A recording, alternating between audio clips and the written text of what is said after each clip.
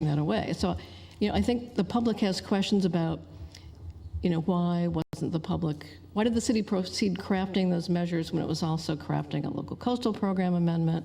What was the thinking? There may be a very good story, but it wasn't communicated to the public, what the city was doing. And the Coastal Commission, I know, did not know about the Main Street Bridge initiatives on the ballot.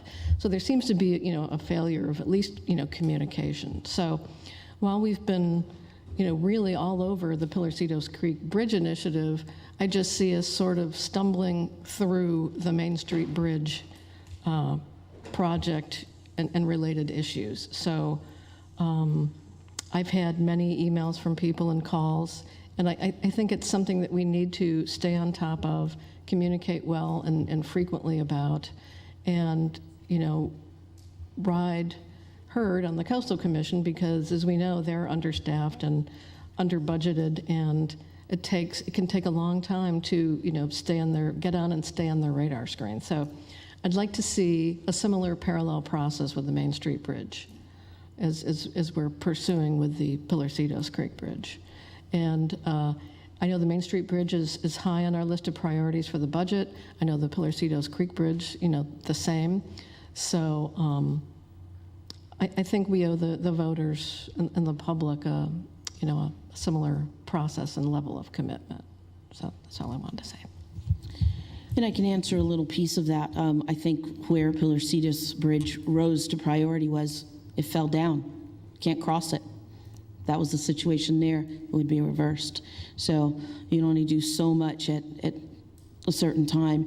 And since we have that small window, if all those agencies don't get back to us, that bridge won't get completed by October, and then have to wait another year. So I think, to answer you briefly, what's happened, the Pillarcitos Bridge has consumed the city's time, because it did fall down. That's a priority. Not to say that Main Street is not still on the radar, but it didn't fall down. It's still there. So I think with that small window, that's why all the efforts were going in there. But we can have staff give us more updates about Main Street Bridge as we go on. I think that's fair to do. So I appreciate that. Yeah, I just don't see why we haven't appointed a citizens committee. We know that there are people who are qualified who have applied, so that really troubles me. The other thing is, we were told all along in 2014 and 2013 that the reason we were proceeding with the Main Street Bridge replacement project was that it was at risk of falling down, that it was at risk of catastrophic failure, that it was unsafe. So,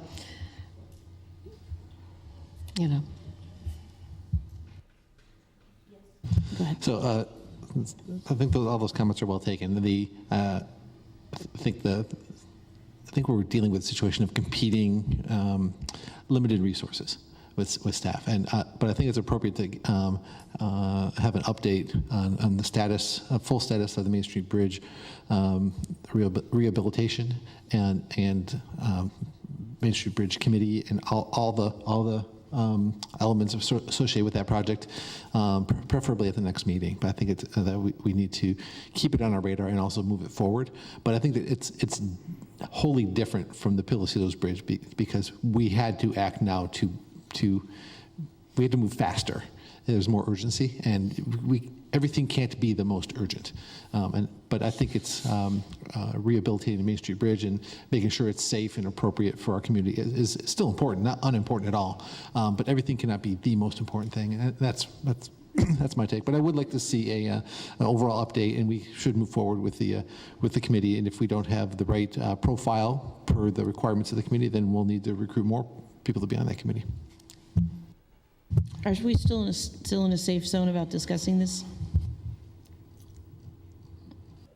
I think you're starting to venture, but you did ask for questions, so thank you. I haven't heard any yet, I don't think. But Councilmember Mueller. Yeah, I'll be very careful. I think you have to realize the Main Street Bridge has no funding either at this time, as I understand it. We lost our funding on that. So is that correct, City Attorney?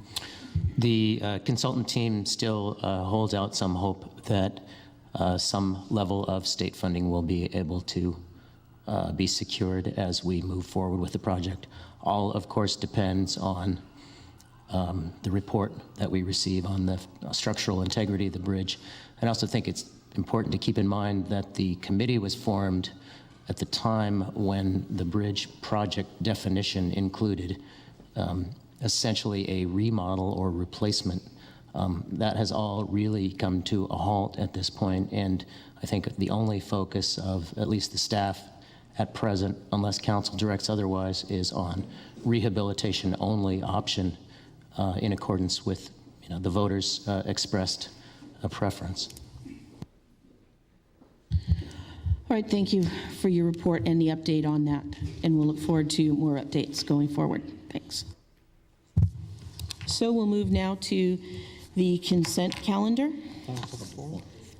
And, yeah. I just counted your cards, sorry. We have public comment, and we have several cards. So you do get 3 minutes, but I would ask if you could be concise, because we have 10 comments, so that would be a half an hour alone. So maybe be mindful of your neighbors as well. And so the first person will be Harvey Rohrbach, followed by Osman Youssef.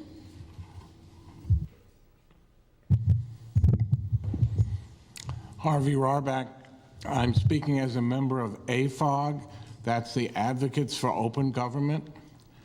It's my understanding, contrary to what you may have heard, that if tomorrow our city manager directed the Public Works Department to take a wrecking ball to the Main Street Bridge, that would be lawful.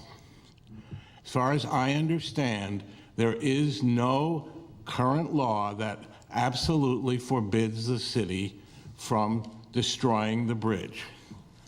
I think this is a betrayal of trust that our community has voted overwhelmingly to enable the rehabilitation of the bridge.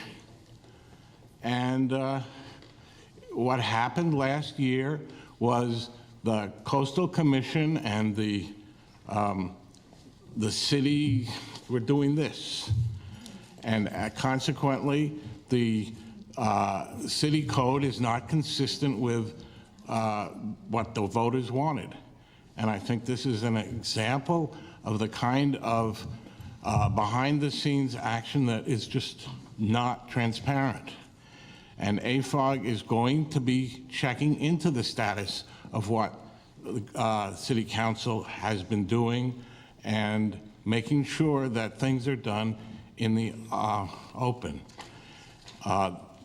There was a request for a special meeting to discuss the consequences of the actions with the Coastal Commission and the Main Street Bridge Preservation Act.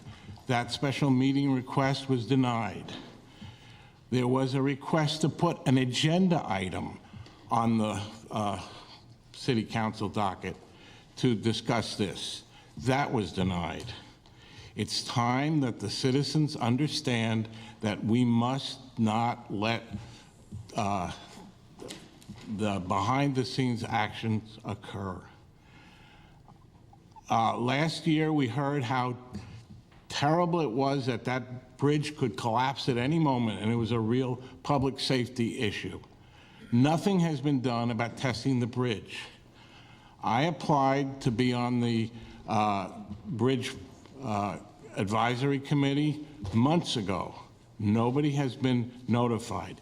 If it was so urgent then, why isn't it urgent now? It's time that we take back the control, not the control, but take back the transparency and not allow behind-the-scenes actions to occur. Thank you very much. Thank you. Mr. Youssef, followed by George Mutif. Good evening. My name is Osman Youssef. I stay here with my mother, Maura Jones, on 3rd and Spruce. I've been here since 2001, off and on. Okay? I like to make sure that I let everyone here that has some type of control or power of this area know that there's unjust and wrong things going on here. Okay? I've been arrested multiple times for nothing. Okay?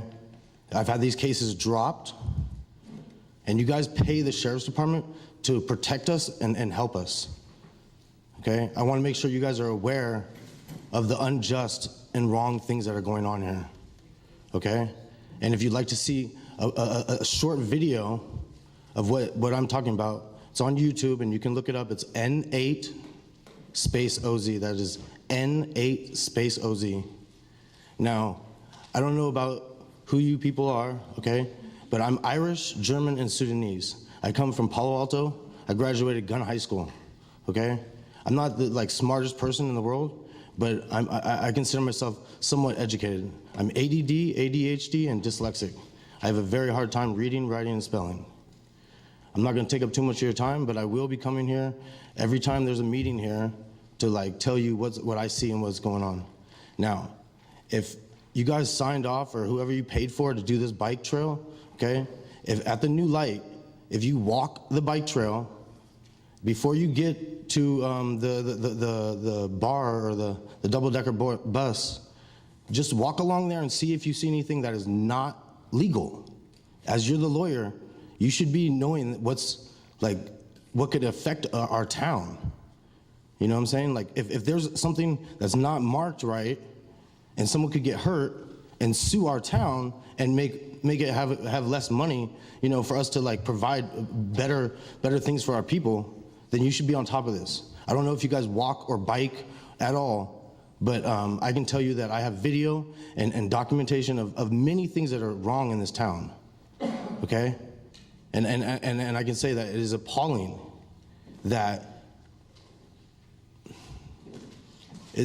it's really bad here. And you guys need to wake up. Thank you for the time. Thank you, Mr. Youssef. And if you haven't talked to the sheriffs, we can help you out there.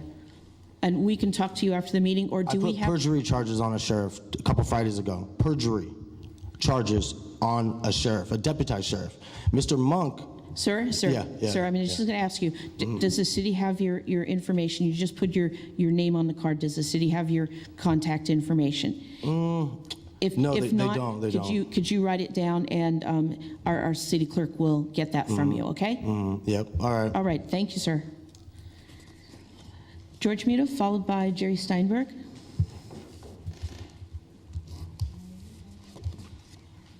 Good evening, ladies and gentlemen. George Muta.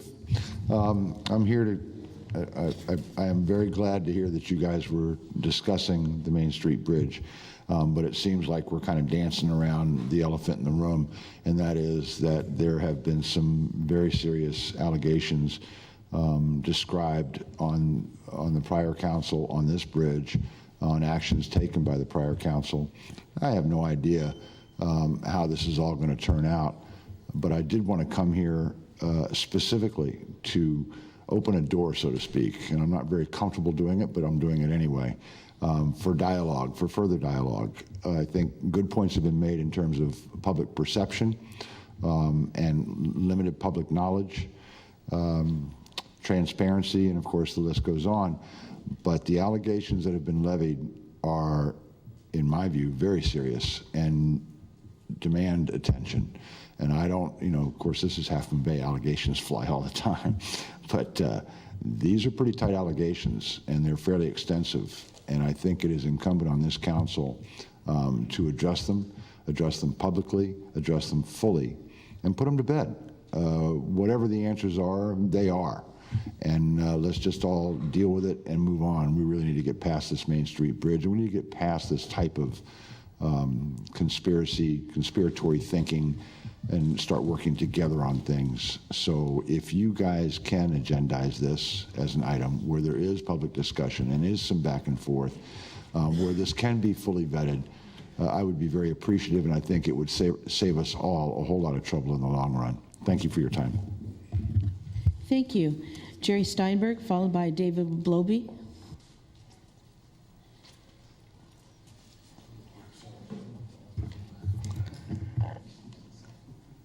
Jerry Steinberg, 591 Terrace Avenue, Half Moon Bay.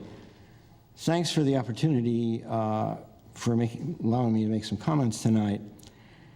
As some of the speakers before me have said, there appears to have been some manipulation by the city staff of city documents on the Half Moon Bay Main Street Bridge Measure F. In order to clear the air, it'd be advantageous to have the residents of Half Moon Bay receive the official city version of who, what, and how it happened, either in a published document or presented at an open public meeting, such as during an agendized city council meeting. As in the case of the general plan update, the city council can then issue new direction to the staff to fix the city code sections in order to ensure that the obvious voter choice was to not destroy the Main Street Bridge without receiving approval from the voters. Note, it's time to start in a fresh direction and should include a friendly exiting from the contracts with URS engineers and the part-time administration manager, Rob Kleinbrenner.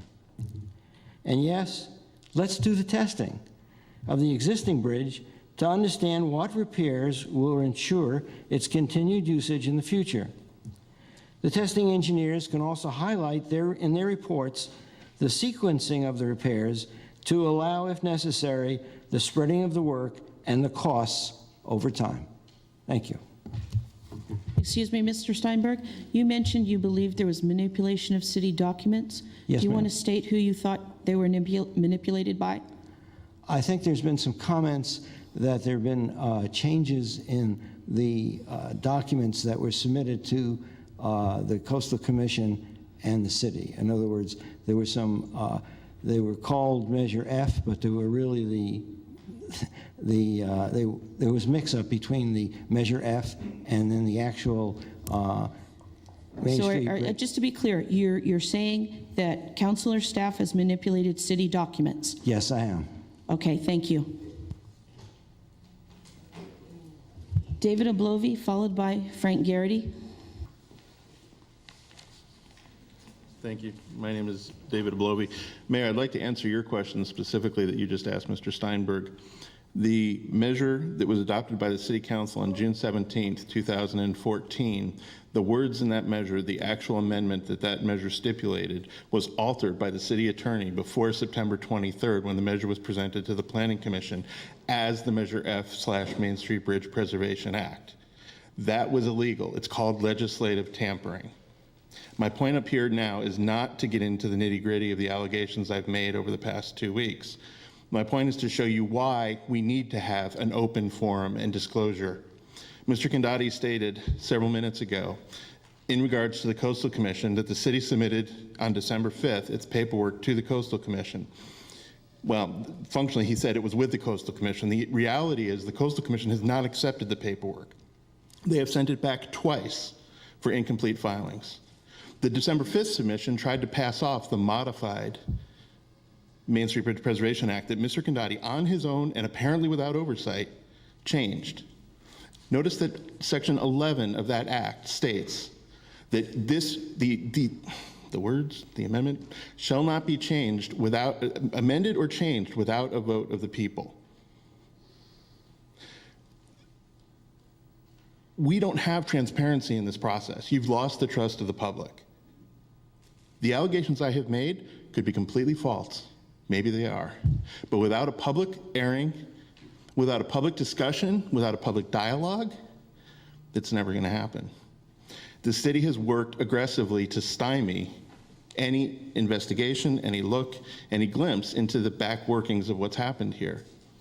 The people alleged to have done things in this case are the city attorney and members of the city council. So what was the city council's response? Well, we asked the city attorney to prepare a confidential report for us that we won't disclose to anybody else. That makes no sense. The community is not going to accept that. Oversight has appeared. This group AFOG is growing because people want accountability and oversight in their government. I think I'll stop there. Thank you. Thank you, Frank Garrett, followed by Doreen Garrity. Hello, Frank Garrity, Silver Avenue, Half Moon Bay. Thank you in advance, and happy St. Patrick's Day. A lot of good-looking green in the room tonight. Anyway, I'm here tonight with several other people from a group called AFOG, which you've heard as Advocates for Open Government. We're also speaking for other AFOG members who could not make it tonight. AFOG's mission is to advocate for openness and transparency from our elected and appointed councils, boards, and commissions. Tonight, AFOG is concerned with the Bridge Initiative. This initiative was voted in by the general public last June, and it should have been codified within 60 days of the election. It has now been approximately 280 days, and it still has not been codified and does not sound very close. AFOG's request tonight is that this council agendize this item, this issue, to give it a public discussion and a public explanation of why it has not yet been codified and when it will be codified as the public voted for. And by that I mean the language that was on the ballot that we read, we decided on, and voted for. It's sounding like the language may be being changed and maybe being put into different parts of the code than was intended or was written in the ballot. So AFOG is committed to advocating for open government. Will this council commit to practicing open government? Will this council commit to putting the Bridge Initiative on an agenda? Will this council commit to a full and open public discussion and explanation to the citizens of Half Moon Bay? Will this council commit to finally putting into code what Half Moon Bay voted so overwhelmingly for almost a year ago? Will this council commit to that? Thanks. Doreen Garrity, followed by Gus Peterson. Good evening. My name is Doreen Garrity, and I'm a resident of Half Moon Bay. Happy St. Patrick's Day also to all of you and all the citizens of Half Moon Bay. I am also a member of Advocates for Open Government, or AFOG. AFOG, as you have heard, is a growing group of citizens on the coast side who are insisting on transparency and open government from all of our elected board members. Tonight, I would like to discuss the importance of open government and transparency. I am glad to hear that there was a small report tonight about the Main Street Bridge Initiative. But over the last couple of weeks, the rumor mill has just been spreading. And it's a really disturbing topic. As you know, we're discussing about the Citizen Initiative for the Main Street Bridge has not been codified yet. And I need to know for myself, is this true or is this a rumor? I would like our city council members to explain this to everyone. And I would like you to agendize this on the next meeting, the next city council meeting for April 7th, 2015. It's very important for our city council members to let the people that you represent, the people that helped you get elected, and the people that voted for you. Community members worked thousands of hours for Measure F, the Main Street Bridge Initiative. I personally worked hundreds of hours on that initiative. And it passed, as you know, by a 2/3 vote. We all deserve an explanation.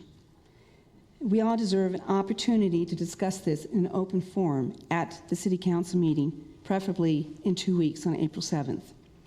Please show how important open government and transparency is to everybody. And please vote tonight to agendize this for the next meeting. Thank you for listening to mine and AFOG's very serious concerns. Thank you. Gus Peterson, followed by Pam Fisher.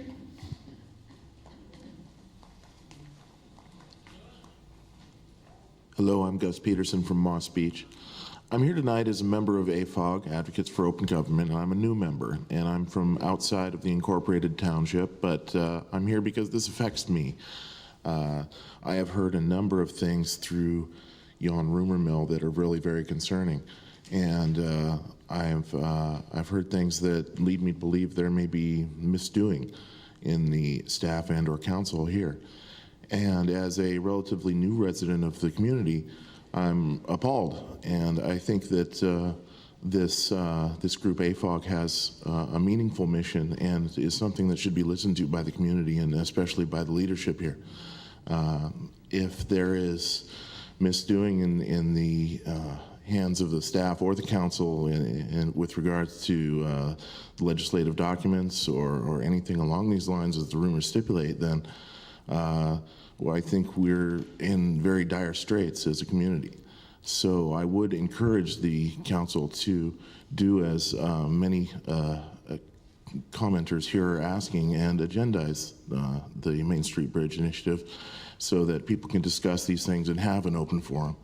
At which point these items and the rumor mill can be put to rest and we can, in fact, find out the real truth. Thank you. Thank you. Pam Fisher, followed by John Ullum. Good evening. My name is Pamela Fisher. I am a Half Moon Bay resident, and I, too, am a very proud member of Advocates for Open Government, also known as AFOG.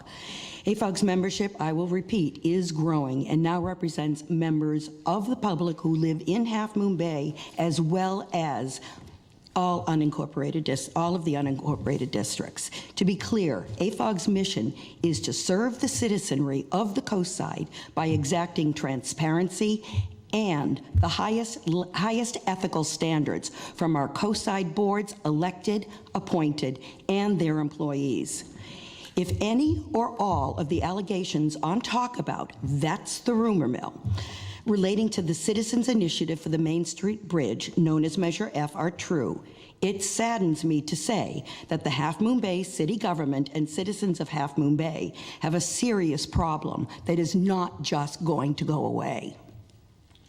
In the simplest summary that I could make of what has been written, the information presented alleges that in order to keep the Main Street Bridge issue off the November ballot, because it certainly would not have benefited former Councilman Alfano or present councilperson Rick Kowalczyk, that the Citizens Initiative Measure F appeared on the June ballot along with Measure E put forth by the council, also at additional expense. Following the vote, the council agreed to then accept the results of the June vote by demonstrating the public support of Measure F favored by a 2/3 majority and codify the language of Measure F. It, however, appears that at the same time, unbeknownst to the public, the former council and city staff worked to remove the very code to be amended by the language of Measure F from the local coastal program. This was submitted along with other numerous LCP changes and approved by the Coastal Commission, the California Coastal Commission. The removal of the code to which the wording of Measure F was to be attached would sadly represent the most cynical attitude toward the public and toward the will of the voter, and the highest level of duplicitous behavior by the former city council and city staff in charge of the LCP update. Measure F has not been codified, and the public has every right to know why. An excuse at a prior council meeting from the city attorney that he forgot to do so within 60 days of the election is laughable. Would the public prefer a case of incompetence from that office or malfeasance? Neither is acceptable. The question of who knew what and when, and who did what and when, is critical. The public is entitled to an explanation as to what has transpired. Thank you for listening to these very serious concerns, and I encourage you to follow through as a pledge to government transparency and ethical behavior. Thank you. John Ullum, followed by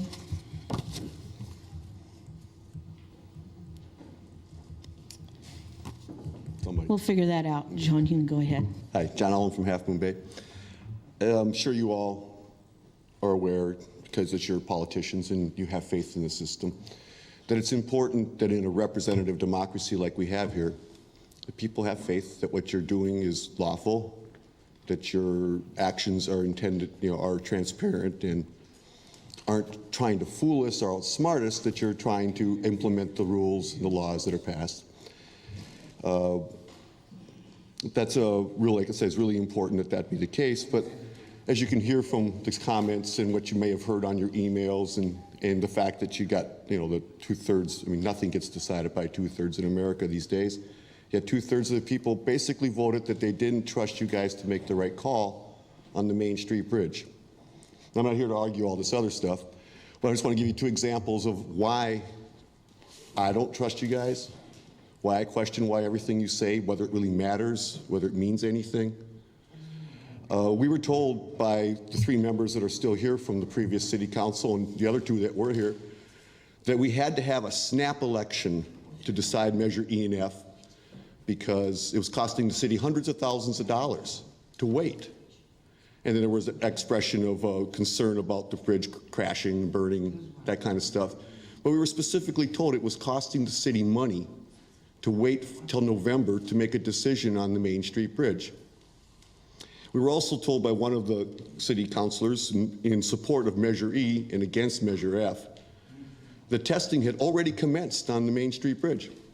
And I can show you that. This was in a letter to the editor, or maybe a matter of opinion. I'm not sure which one it was that was published and talked about. Very clearly states that testing has already commenced. This was written last May. So apparently testing has not commenced. I'm not even sure you've selected the protocol to even test the bridge. So how are we supposed to take that? What is a lie? What is just BS? What is just some statement that you just blow off? How do we know what's true?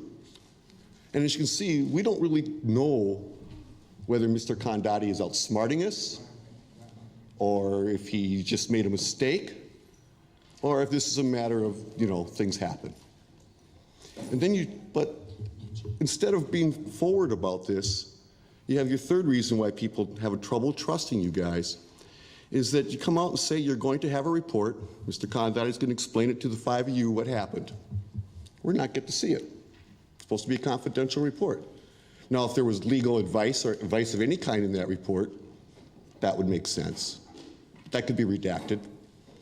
And if there was a threat of litigation, which I certainly hope there isn't, it makes sense that why he might not want to explain it to us. But it does not bode well for earning our trust. And I'm pretty sure that you know that I don't have that much influence, that Mr. Eblevy doesn't have that much influence. God knows George doesn't have that much influence. Yet 2/3 of the people decided not to trust you. You need to think about that. Thank you. Thank you. Mr. Ben Halstead, followed by John Evans. Hi, Ben Halstead. Raise this up. So last meeting I spoke and informed you that I was going to reach out to the Wavecrest small lot owners as part of the general plan revision. And I'm just here to, kind of check in and give you an update that a mailer, went out last week, and I'm starting to get some responses coming in from a lot of these lot owners. Well, not a lot. I mean, they're starting to trickle in now. And I've called them back, talked to a lot of them. They're coming in by email and voicemail. And, one of the things I want to bring up is, I'm starting to get from this small sample, I'm starting to get a consensus, as, you can probably guess. If this open space element moves ahead and the property is downzoned to open, their properties are downzoned to open space, pretty much making it worthless, what's the city's plan for their compensating them for this? So I think where this is going is there's going to be a push from them to, publicly discuss this. Otherwise, they're just going to assume that I think that no news is bad news, and the city's plan is visible to none. So, in my opinion, I think this needs to be brought to light sooner than later, rather than the 11th hour. I think it's a big part of the open space element, and it's going to affect their level of resistance or acceptance of that issue. So anyway, I'll have more feedback as time goes on. There's a second mailer I'm going to send out to them, kind of a summation of their responses and a survey. So I will check in again soon, I hope, and keep you informed. And thank you, Mr. Halstead. You did say you collected the information on all those. If you could share names and addresses just in case it's a different update of their names and contact information than the city has. Okay. So that would be good. So Sure. thank you for getting that together. John Evans, followed by John Lynch. Good evening, council members. John Evans, resident, Half Moon Bay. I'm actually appearing here as one of your new planning commissioners, if I'm allowed to do that. Okay. Photo op and everything. A couple weeks ago, I went to the Planning Commissioners Academy that was sponsored by the California League of Cities. And I just wanted to share, first of all, thank you for offering that opportunity to myself and to Rick Hernandez.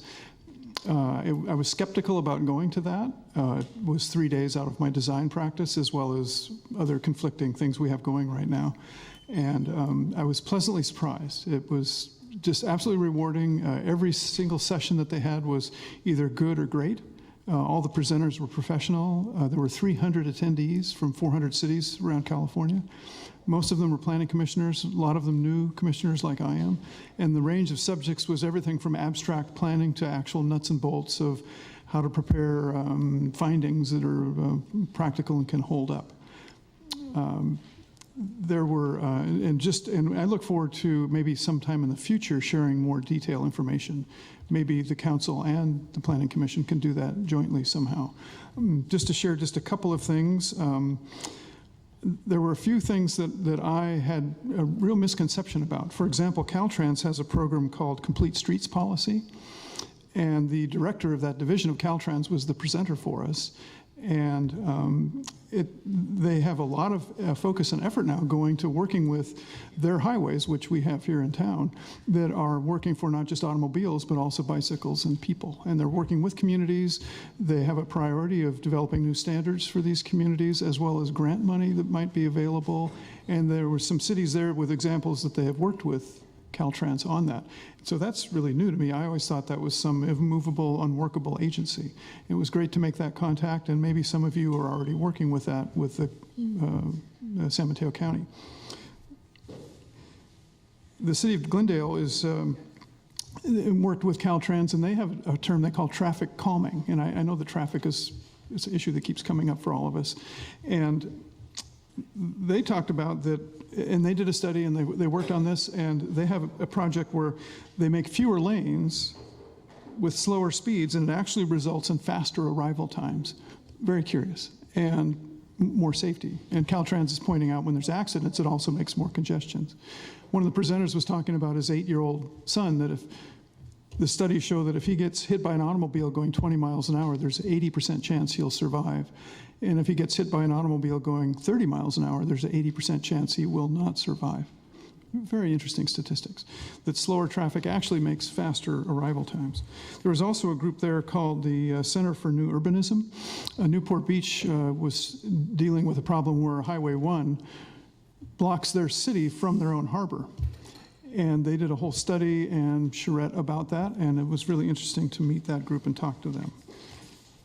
There's also a group that we forwarded to you, of a YouTube presentation of the presenter that talked about smart towns. Just fascinating about not just the general planning, but the economics of how that all works. And I really look forward to, my optimism is improved, volunteer optimism here, and I'm really looking forward to having the Planning Commission and the City Council work together. Thank you very much. Great, thank you, John. Glad it was worthwhile. And Mr. Lynch, followed by Jules Sofer.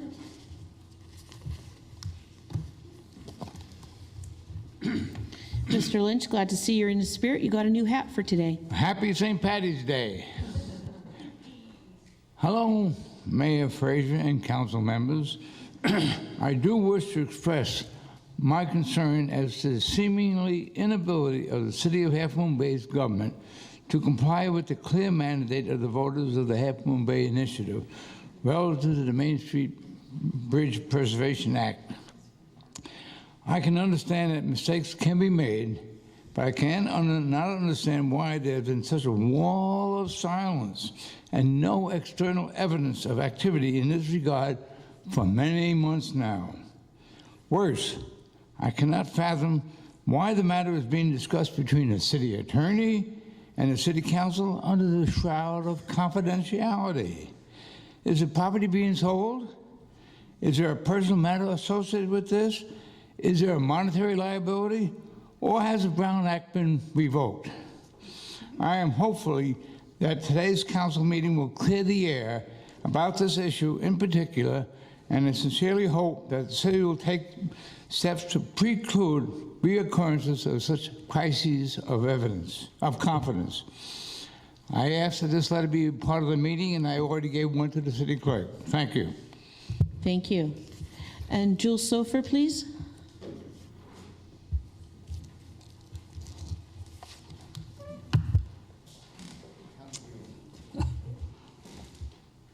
Fellow citizens and members of the council,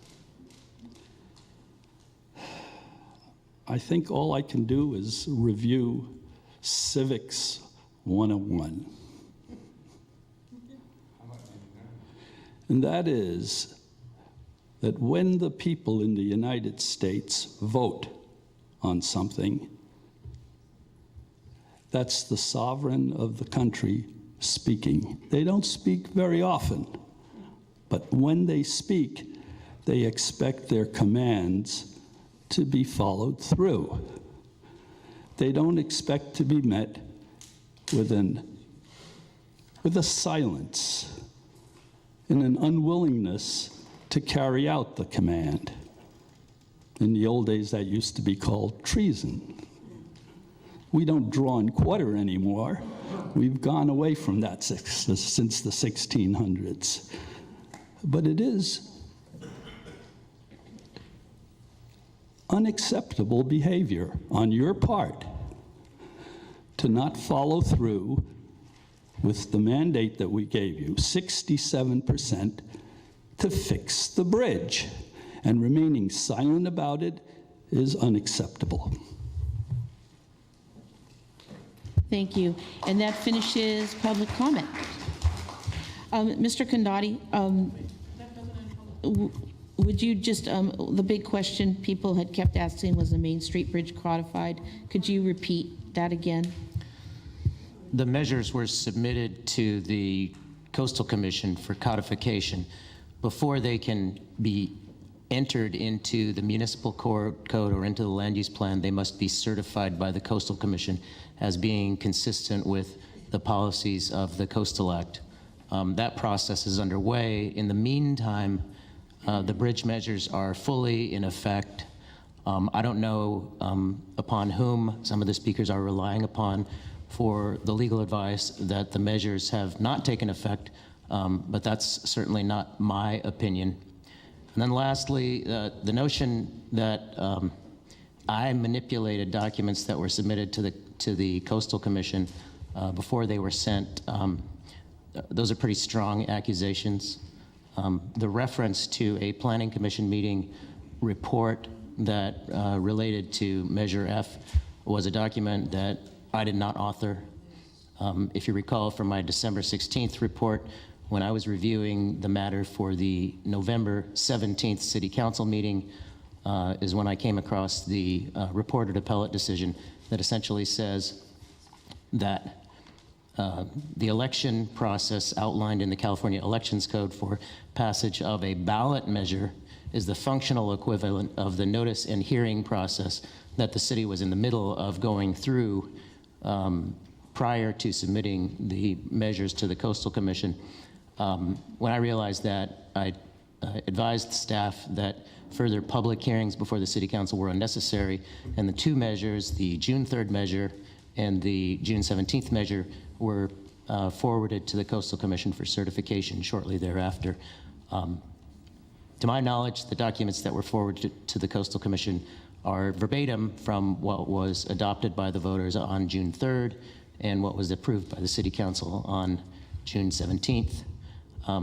The process that the Coastal Commission goes through upon receipt of that information is to review all the notices and the supporting documents, and if they have questions, the way they raise those questions is to send a letter that's titled a Notice of Incompleteness, and that has occurred in this case, but it's the typical normal process for making sure that all of the necessary information is before the Commission so that the documents can be certified. So It has been submitted to the Coastal Commission. It has been in effect since June 3rd, and it's the normal process that we're following to ensure that it is properly codified as approved by the voters. Thank you. All right. I'm sorry. Yes? So could you tell us, like, what is missing to date? What is the Coastal Commission asking for that appears to be missing for the file? As I recall, it was either a copy of one of the agendas for one of the meetings or just specifically what notice was provided in connection with the public hearings that were before the City Council. If you recall, the council at a meeting, I think in February, directed that Measure F be put on the June ballot, and it may be related to the February meeting at which that direction was given. But I'd have to double check with staff. Are they concerned that the council did not adopt a resolution forwarding the initiative to the commission as part of the application? That hasn't, not to my knowledge, that's not an issue that I'm aware of. They are struggling with the fact that Chapter 1839 has been relocated out of Title 18.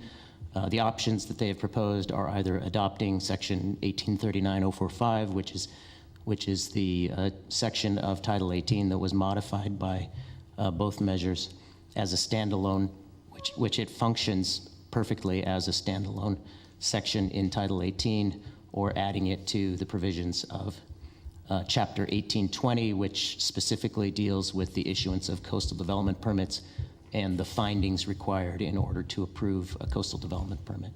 So we were having that discussion as you know, currently.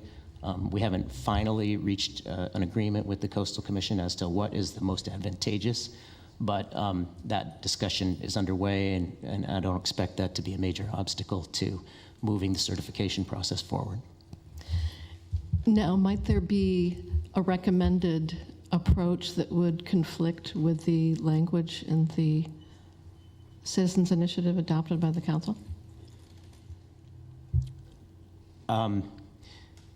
The concern that I would have about that recommended approach is that pursuant to the Elections Code, in order to amend a ballot measure once it's approved by the voters, or if it is certified by the City Council and adopted by the City Council in lieu of calling for an election after it's qualified for the ballot, then the process for amending that section is the same as the process for adopting it in the first instance. It has to go back for another vote. So that's been discussed, but it hasn't been resolved. My feeling is that it should be codified exactly as written as part of Chapter 1839 as a standalone section entitled the Main Street Bridge Preservation Act. Mm-hmm. Councilmember Mueller? Yeah, just one quick question to wrap this up for this evening here, because it's not agendized. As I understand your comments, at no time has the Sitting Council of 2014 and our legal counsel have broken the law. Simple answer, yes or no. We have not broken the law. I don't think it's a joke. I listen to you. I think I'd like you to listen to me. I think it's the legal advice that's dispensed on the talk about, I wouldn't consider to be reliable. And so, in my opinion, at no time has the City Council done anything in regard to the Main Street Bridge Preservation Act or Measure F that is in any way unlawful or unethical. The suggestion that I would do something of that nature is really an outrageous attack on my professional integrity, and the plan to ensure that the Main Street Bridge Preservation Act doesn't take effect, and then so that the city would be free to go out and demolish the Main Street Bridge tomorrow is ridiculous. It's fully valid and binding in all respects, and will be unless the voters change it. Thank you. Councilmember or Vice Mayor Kolchak? Normally, I don't comment on public forum, but I will comment in this case. The voters were very clear, and the city has embraced, and I have embraced, Measure F in spirit and in whole, and that is the policy of our city, period. I think the city attorney put it very clear, and I'm going to just repeat it so it's very clear. In effect, valid, and binding. Furthermore, the idea, right, that somebody could direct staff to come out with a wrecking ball and tear it down tomorrow is absurd. It's just absurd. Could that happen? I guess. Is it stupid and ridiculous? Yes. So there are no plans, no indications, no destruction in the process, no undermining. It's just ridiculous. Measure F is our policy, in effect, binding and valid, and I stand by that. And furthermore, I want to comment that I hold our city attorney in highest regards, and he has helped this city recover financial resources that are substantial and that help lead to the fiscal health of this community. He has given the previous city council and the current city council sound advice, and he has my confidence, and I want that to be clear. Thank you.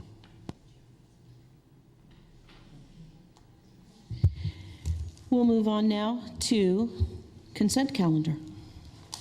I'd like to pull item 4, please. Item 4 is pulled. And with that, I make a motion to approve consent items 1 through 3. All right, we have a motion. Can I have a second? Second.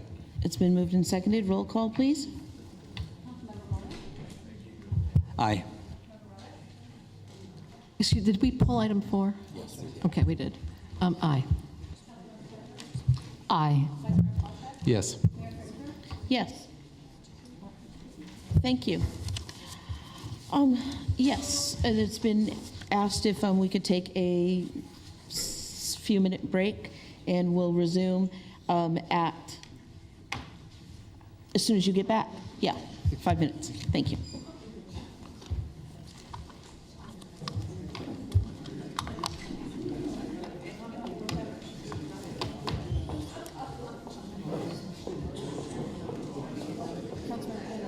Yes. Sad part about this is if people said things to you like that, the person you sue them, but because you're a council member, you can't.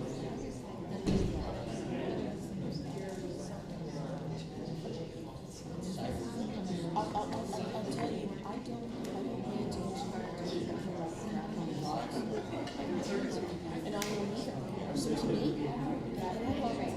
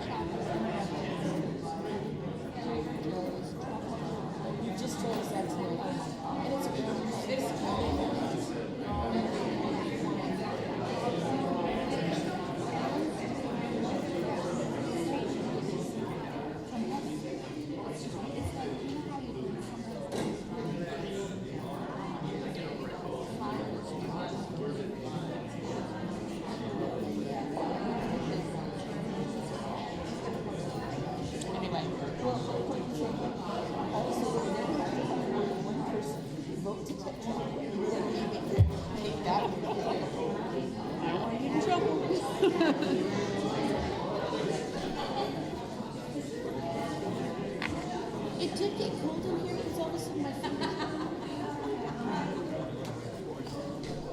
There's a tap water there. Well, thank you. I appreciate your sentiment there. But where I was told it originated from and went to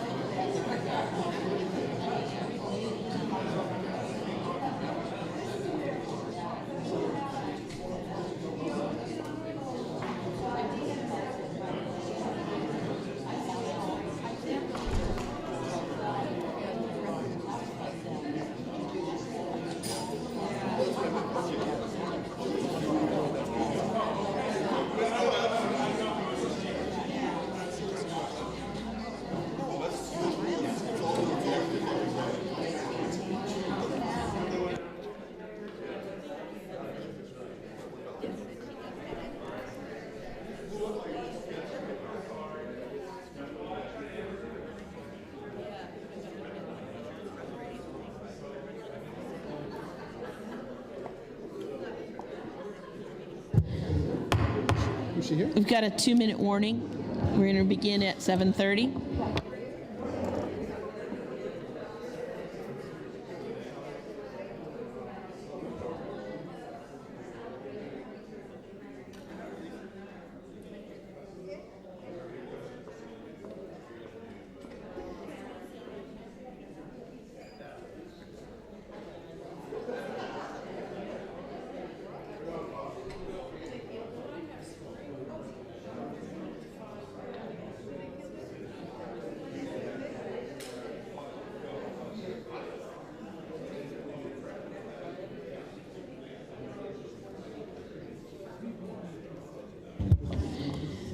All right, I'll ask you to take your seats. We're about to begin. That's crazy. Thank you.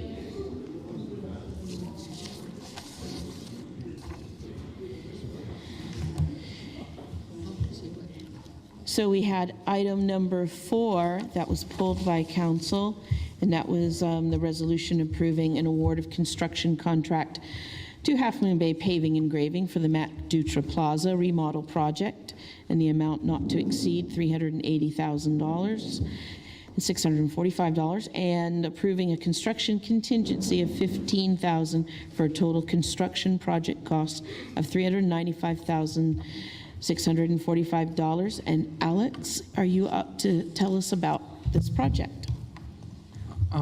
You kind of covered it all, Ms. Mayor. I'm here to answer any questions or any questions from the public that you guys might have regarding anything regarding this project. Wow. We've got some public comment here that I just flipped the cards over the dais. No, these ones are the other ones. I think we got them there. So let's get this going.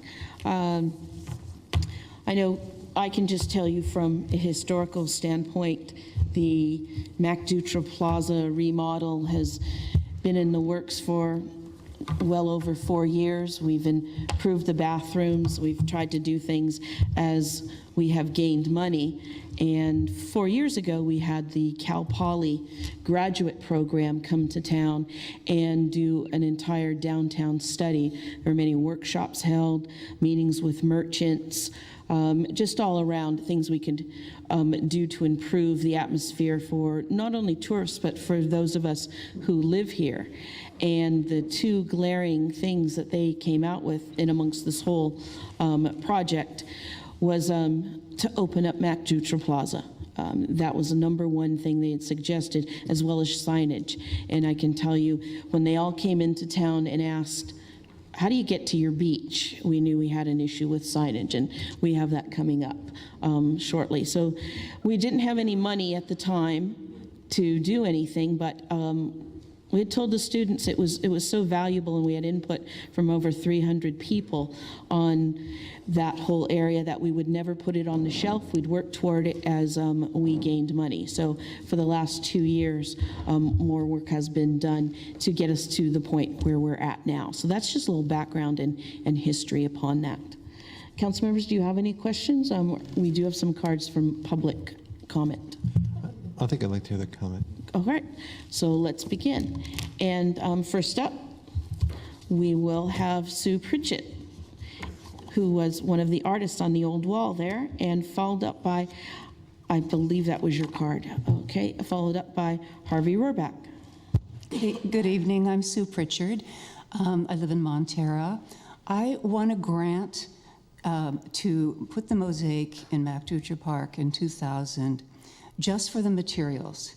And the city accepted the plans and they okayed it. They've sent me letters of thank you and congratulations.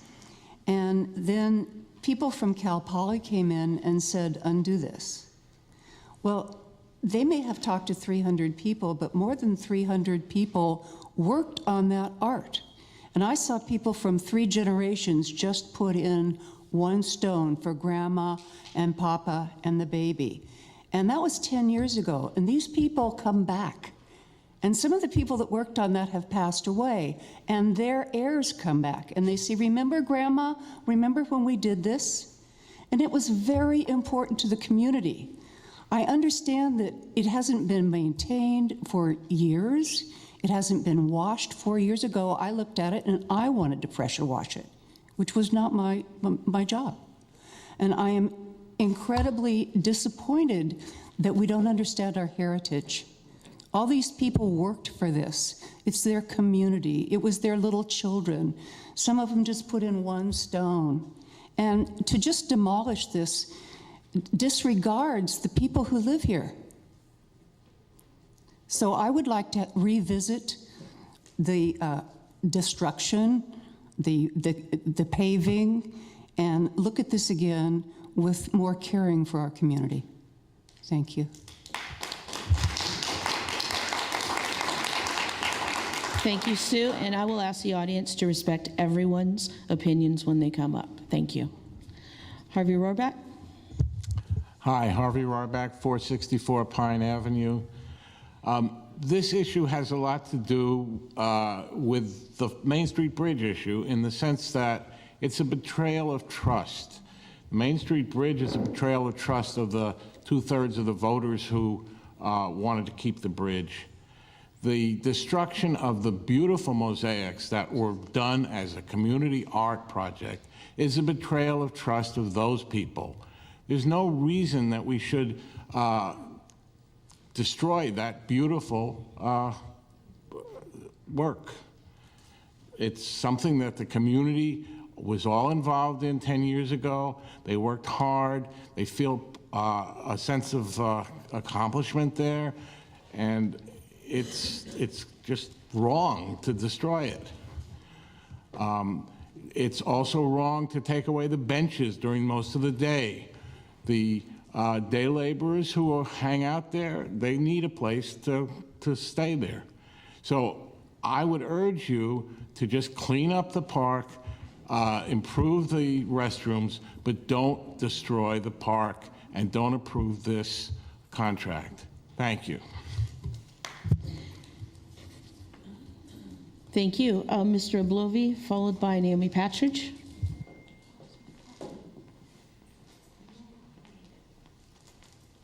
Thank you. I'm going to go back to the previous item for a second, and that would be the Main Street Bridge. One of the reasons you guys said nothing's happened on the Main Street Bridge, actually 2-part reason, was we don't have any money, and we've all been busy. So you're all busy tearing down a park that has tremendous public support and spending $500,000 to do it. And the bridge, that the sound bites of the previous council, the apocalypse that was going to happen with that bridge, nothing is being done. That doesn't make any sense at all. I could go on at length about the historical significance of the park. I preserved the bridge based solely on its historical significance, or I worked to preserve it at any rate. I don't understand, I personally do not understand why this council is so enamored with big, new, shiny stuff. What about where we come from? I genuinely Excuse me, Mr. Blovey, I'm going to ask you again, please, to respect everyone's comments. No one will boo you, nor should you applaud anyone. Please, I will ask you only once again. I don't want to incite a riot, so Sorry, I'll just stop Mr. there. Blovey, No, please continue. That's fine. I'm essentially done. I just don't understand the fascination with big, new, shiny stuff. We're a small community. The vast majority of us like it that way. Farmer John, you've been here your whole life. I don't understand how you can see the diagrams of that new library and think that's a good thing for our community. I don't get it. And maybe it's because I'm not listening, or maybe it's because you're not communicating why it's important, or why it's important to tear down the park, why it's important to tear down the bridge. So what I would ask you is, try harder. Find a way to communicate it, because it's not there. And I'm standing here today after a year and a half of public involvement, and I feel like, I'm not gonna use that vernacular, I have a snowball's chance in hell of convincing the three of you to change your position tonight.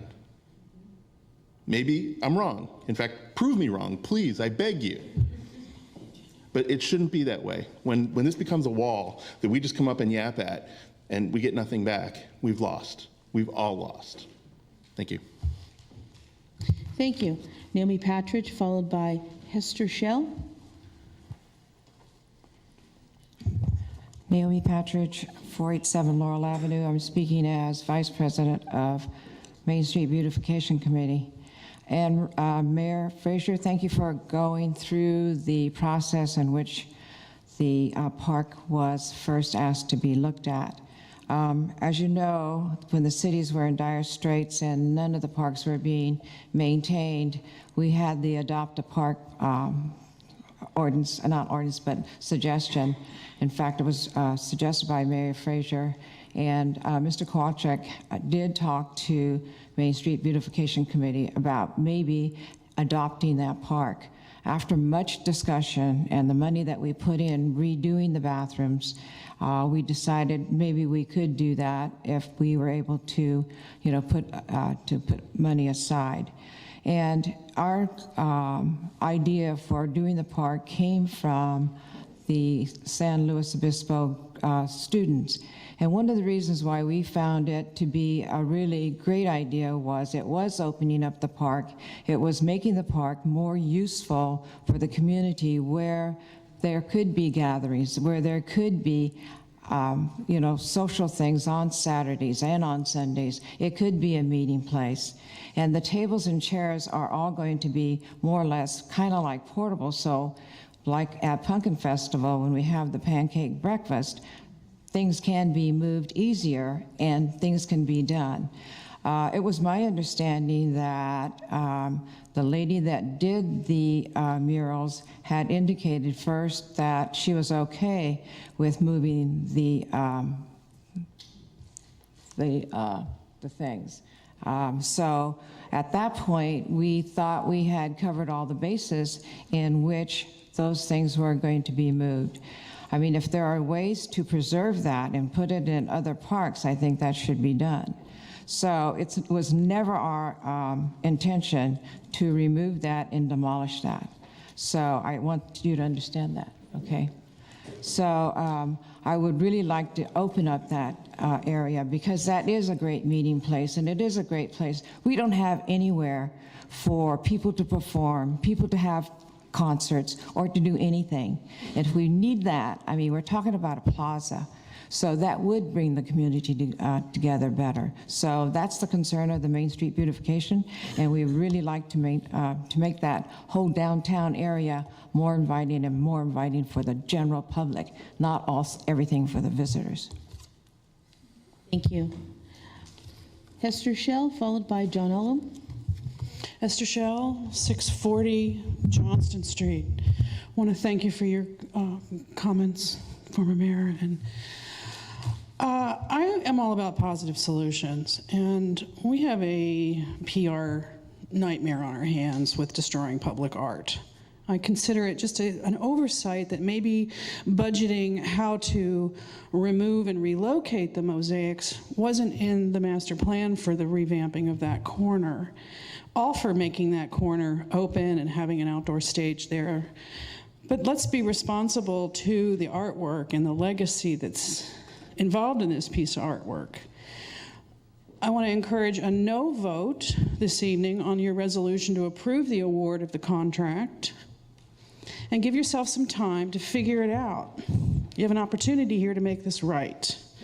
So let's identify where's the best place to move them and minimize damage when they are taken apart. There will be some damage, but they can be reassembled, I would suggest, at the base of Johnston Depot. That park would be great to have an installation there, or invite Robert Pickett to talk to you. We are now using Carter Park every summer for the Shakespeare Festival. We do have an outdoor stage area in this town. The Shakespeare Company's put in lots of time to clean it up and organize it so that we do have an outdoor performing arts space, concerts and whatnot. I don't know if you've been to any of the performances, but Carter Park is wonderful.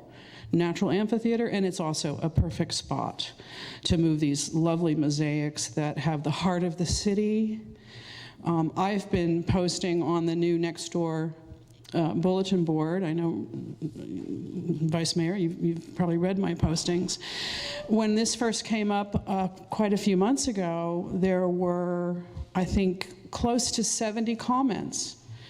And when Mr. Eblovely informed me that it was going to be on the agenda item tonight, I posted, just come and support the arts and let the City Council know we have an opportunity here to fix this oversight. 50 comments. So this mosaic project does have the heart of the city, so please vote no on approving the award to start construction or demolition on April 1st. Let's give it some time. Let's identify the best place to move it and find the right artist to talk to of how to take it apart to minimize the damage. Thank you so much. Thank you. John Olin, followed by Joan White.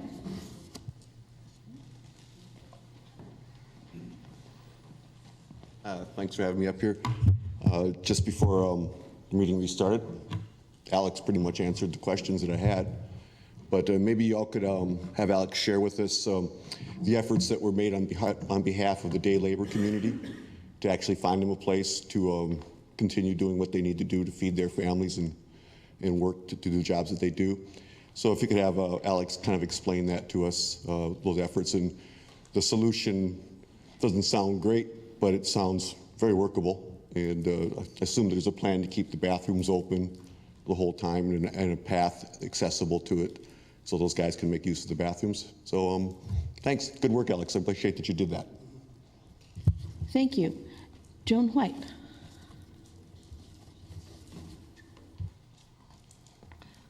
Joan White, 1517 Spinnaker.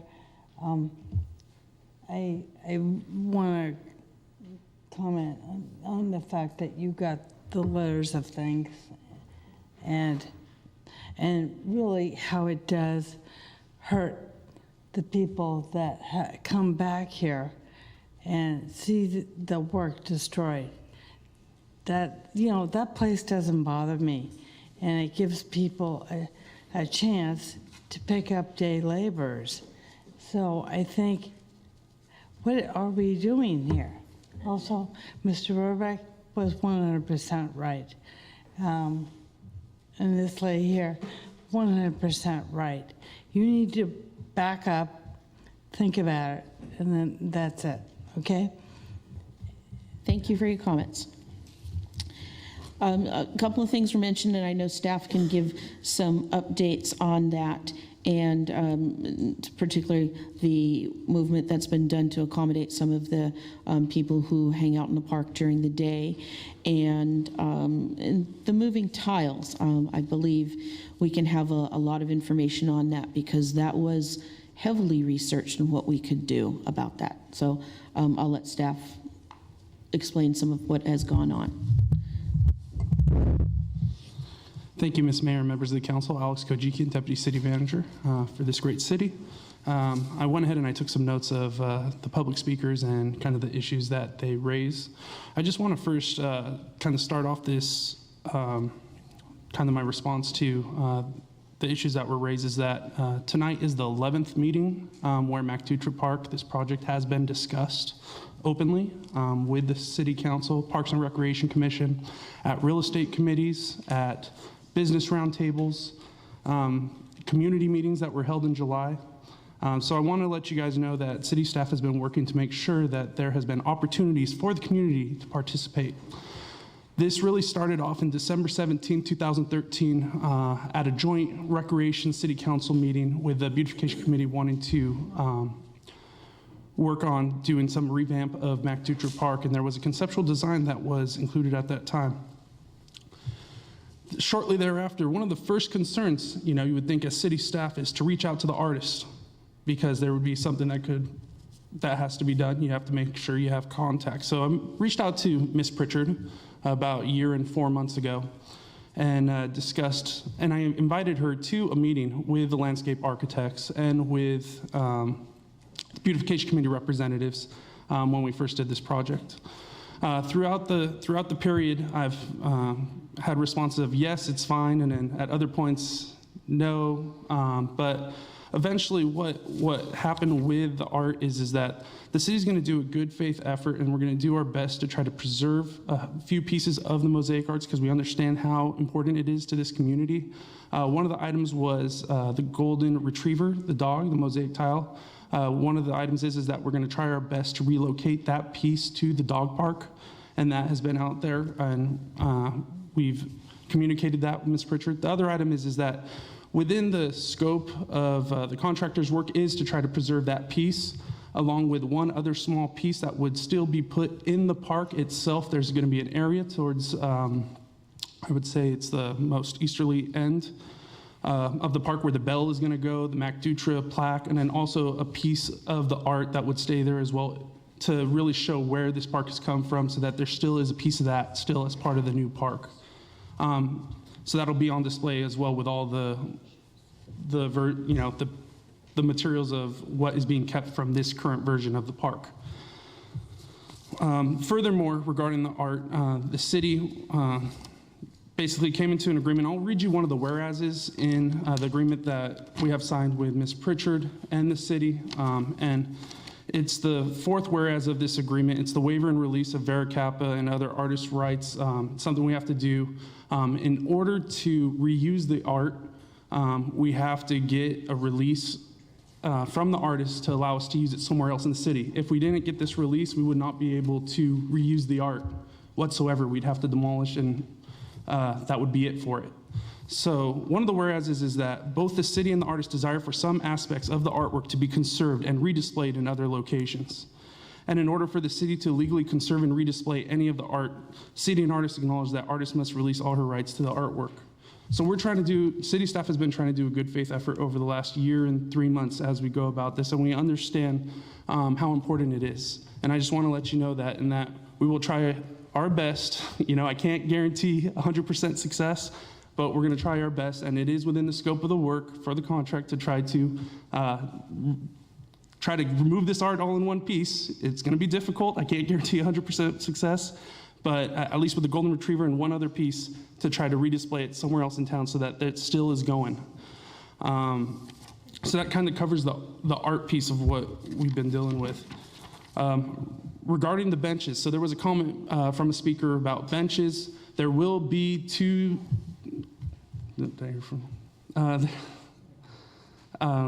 There will be, for the actual final version of the park, once it's complete, there'll be a lot more bench seating than what there currently is out there, and then there actually will be 2 tables that will always be out there at all times as well.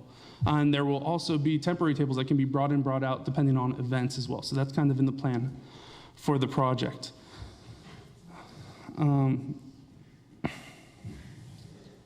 Day laborers and bathroom, just community space for anyone who uses the park. So during the 10-week period, so that the actual physical construction and the closure of the park won't take place until mid-April. We're looking at April 13th or April 15th. So it'll be down for about 10 weeks because the project is due to be complete by July 3rd, with hopefully a ribbon cutting on July 4th with the parade. What we have done is we've made arrangements to have 2 porta potties on the south side of City Hall. One would be ADA, one would be just a regular porta potty along with a sink. And there'll be signage for everyone to know where the public restrooms are, because we understand that those restrooms are very important for the Main Street corridor and for visitors, tourists, and residents as well. Regarding just community space for people while the park is closed, there are 5 benches along the south side of Cunha Market over there, and that will be made available for anyone that wants to congregate. We have worked with beautification committee representatives who have worked with the owner of the building, or basically have the understanding of the owner of the building that that's fine with them to have that set up as well. I think I've touched upon all the comments from the public, but I'd be happy to answer any of the questions the council might have. The other item is that I want to make clear that there's been lots of funding from the community on this project. There's been over $110,000 that has been dedicated or donated, I mean, to this project. The other item is the funding sources. They are restricted funds. They're park and lieu fees that are also being used for this project. And then there might be a little bit of general fund money or capital improvement project money as well. So just want to let you know that there have been a lot of community members that have come forward throughout my 11 meetings that have been very supportive for this project. And we're trying to balance the concerns of, people that have any type of suggestions, room for improvement. And so can't always please everybody, but we try to do our best. So that's what I'm. The city manager would like me to let you know on, we've reached out also to the day laborers that have been in the park. We spoke with them, the city manager who speaks Spanish. We went out there a couple times, and they actually, because we were working on different locations regarding just community space while the park was closed, and they preferred the option that we agreed upon that we're recommending this evening. So that concludes my, question, at least the answering of the public's questions. I'm happy to answer any of the council's questions at this time. Council members, do you have any questions? Councilmember Penrose? Thank you. Yes, I'm wondering what type of investigation did the city perform, and with who, about moving the art?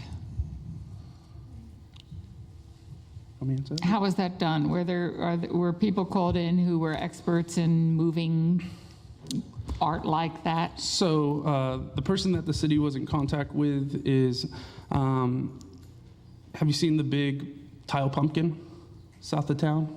Yes. The artist, I'm trying to remember his name. Who I talked It's to. Peter Hazel. Peter who Hazel, made yes. the So we giant spoke tile with- pumpkin. He has had a tile business for the last 20, 30 years, and now has become an artist who works in the medium of tile.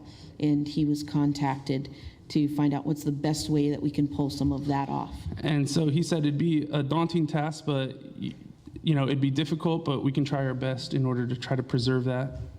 And so that's kind of where we're at. So what percentage of the art that's there is included in what the plan, in our current plans, that there's the dog and then there's another piece? But what percentage of the current tile work are we talking about? I couldn't tell you what the percentage of the tile work would be, but I just know that it's the dog that we were talking about, and then also one other piece that we can applicate onto mount onto either a rock or something that would sit in that park. But it's not the majority of the art. No, that is correct. Okay. Yeah, it's little pieces of the smaller. So there's like starfish and stuff like that. It might be one, a starfish or something like that pays tribute to the mosaics that were part of the art that were there. So there was no discussion of moving all of the art. That is correct. Thank you. Councilmember Kolchak? Thank you. Few comments and a little bit of background that I think might be helpful. In talking with members of the community about Mac Dutra Park, we could always return it to its original condition before Bev Ashcraft and the Beautification Committee got involved and brought the park and made it a park. Unfortunately, prior to that, it was surrounded by a cyclone fence and was best known as the place to throw your trash. And that literally, I'm not originally from Half Moon Bay, but I was told by people who grew up here and were children here when I was a child that was the presence, the initial state of the park. And I certainly don't want to go back to that heritage. It's in much finer shape today than that. The shape today that the park is in it's pretty neat. When I first moved here with my young daughter, I'm sure you remember me. We stopped by and we visited and we placed a tile and we talked about how this is part of our community that we're living in now, and we were part of that art project. And then for a long time, the park took on it looked nice. And but I also think it is and coming out of the study from the Cal Poly's grad students, it is not a very functional space currently. And when I was selected as mayor in 2013, I chose as one of the projects I wanted to help move forward, and I'm thankful to the Beautification Committee for all their generosity to help move forward a renovation or updating of Mac Dutra Park, because I think it could be a key part of our community. It's a great location, it's a great place, it's well used by all kinds of people, from the scouts on doing their pancake breakfast to day workers use the park. But we learned, we didn't think the space, I didn't think the space was functional, and that was validated at the Concert in the Park series. It didn't work. It was the wall and seating area essentially blocked the park, blocked the community from engaging with the musicians and people hanging over the wall and whatnot. And it's not as functional as we need it for our community. So that's just the background that I wanted to share on that, and that I do have ties to the park, and it does have a special place for me for a lot of reasons, including that I spent time there with my child. For that reason, I think it's important that we preserve the mosaics and the best. I understand why we have to make a best effort, because we cannot guarantee that the mosaics won't be undamaged. I think that is a good approach. I like the idea of the golden retriever that we all know being at the dog park, and another signature element be included in the new plaza. And I would ask, one thing I'd ask during the construction is that if it is feasible to saw cut sections of the wall and perhaps make an effort to relocate a section of the wall, if there is a place or a community group that would want that, I think we may want to include that I would suggest we include that as part of our best effort. So while we can't move a 25-foot length of wall, maybe there are sections of the wall that we can move. And part of our background, you said there were 11 meetings on this. One of those meetings involved, and I'm blanking on the church, Holy Family, I think. The vicar from Holy Family said, we take a piece of the wall if it's available. We think the trail will come by our church eventually, and a community could see that. So my question is, don't need to answer today, it's considered rhetorical, but can sections of the wall be saw cut and with a best effort made to relocate them or make them available, should that go well, should that process go well? And that's something I'd like us to consider. Because I think that is important for our community. I hear from the community that respecting the art matters, and it matters to me as well. I also know that there are some potential mechanical limitations there. So one thing that I would like to actually, just one additional item is that, there's So separated from this revamp is the discussion of some type of new art piece, some type of new art for the plaza as well. And that was going to come later on down the line, and that might be something for the council to discuss. So I just want to put that out there, that there still could be new art, and we, work on that as well. So that's always been part of the plan, is just doing the remodel and then doing the art on a separate, basically on another approach to it. Thank you. So my comment on saw cutting a section of the wall is what I'd like us to consider.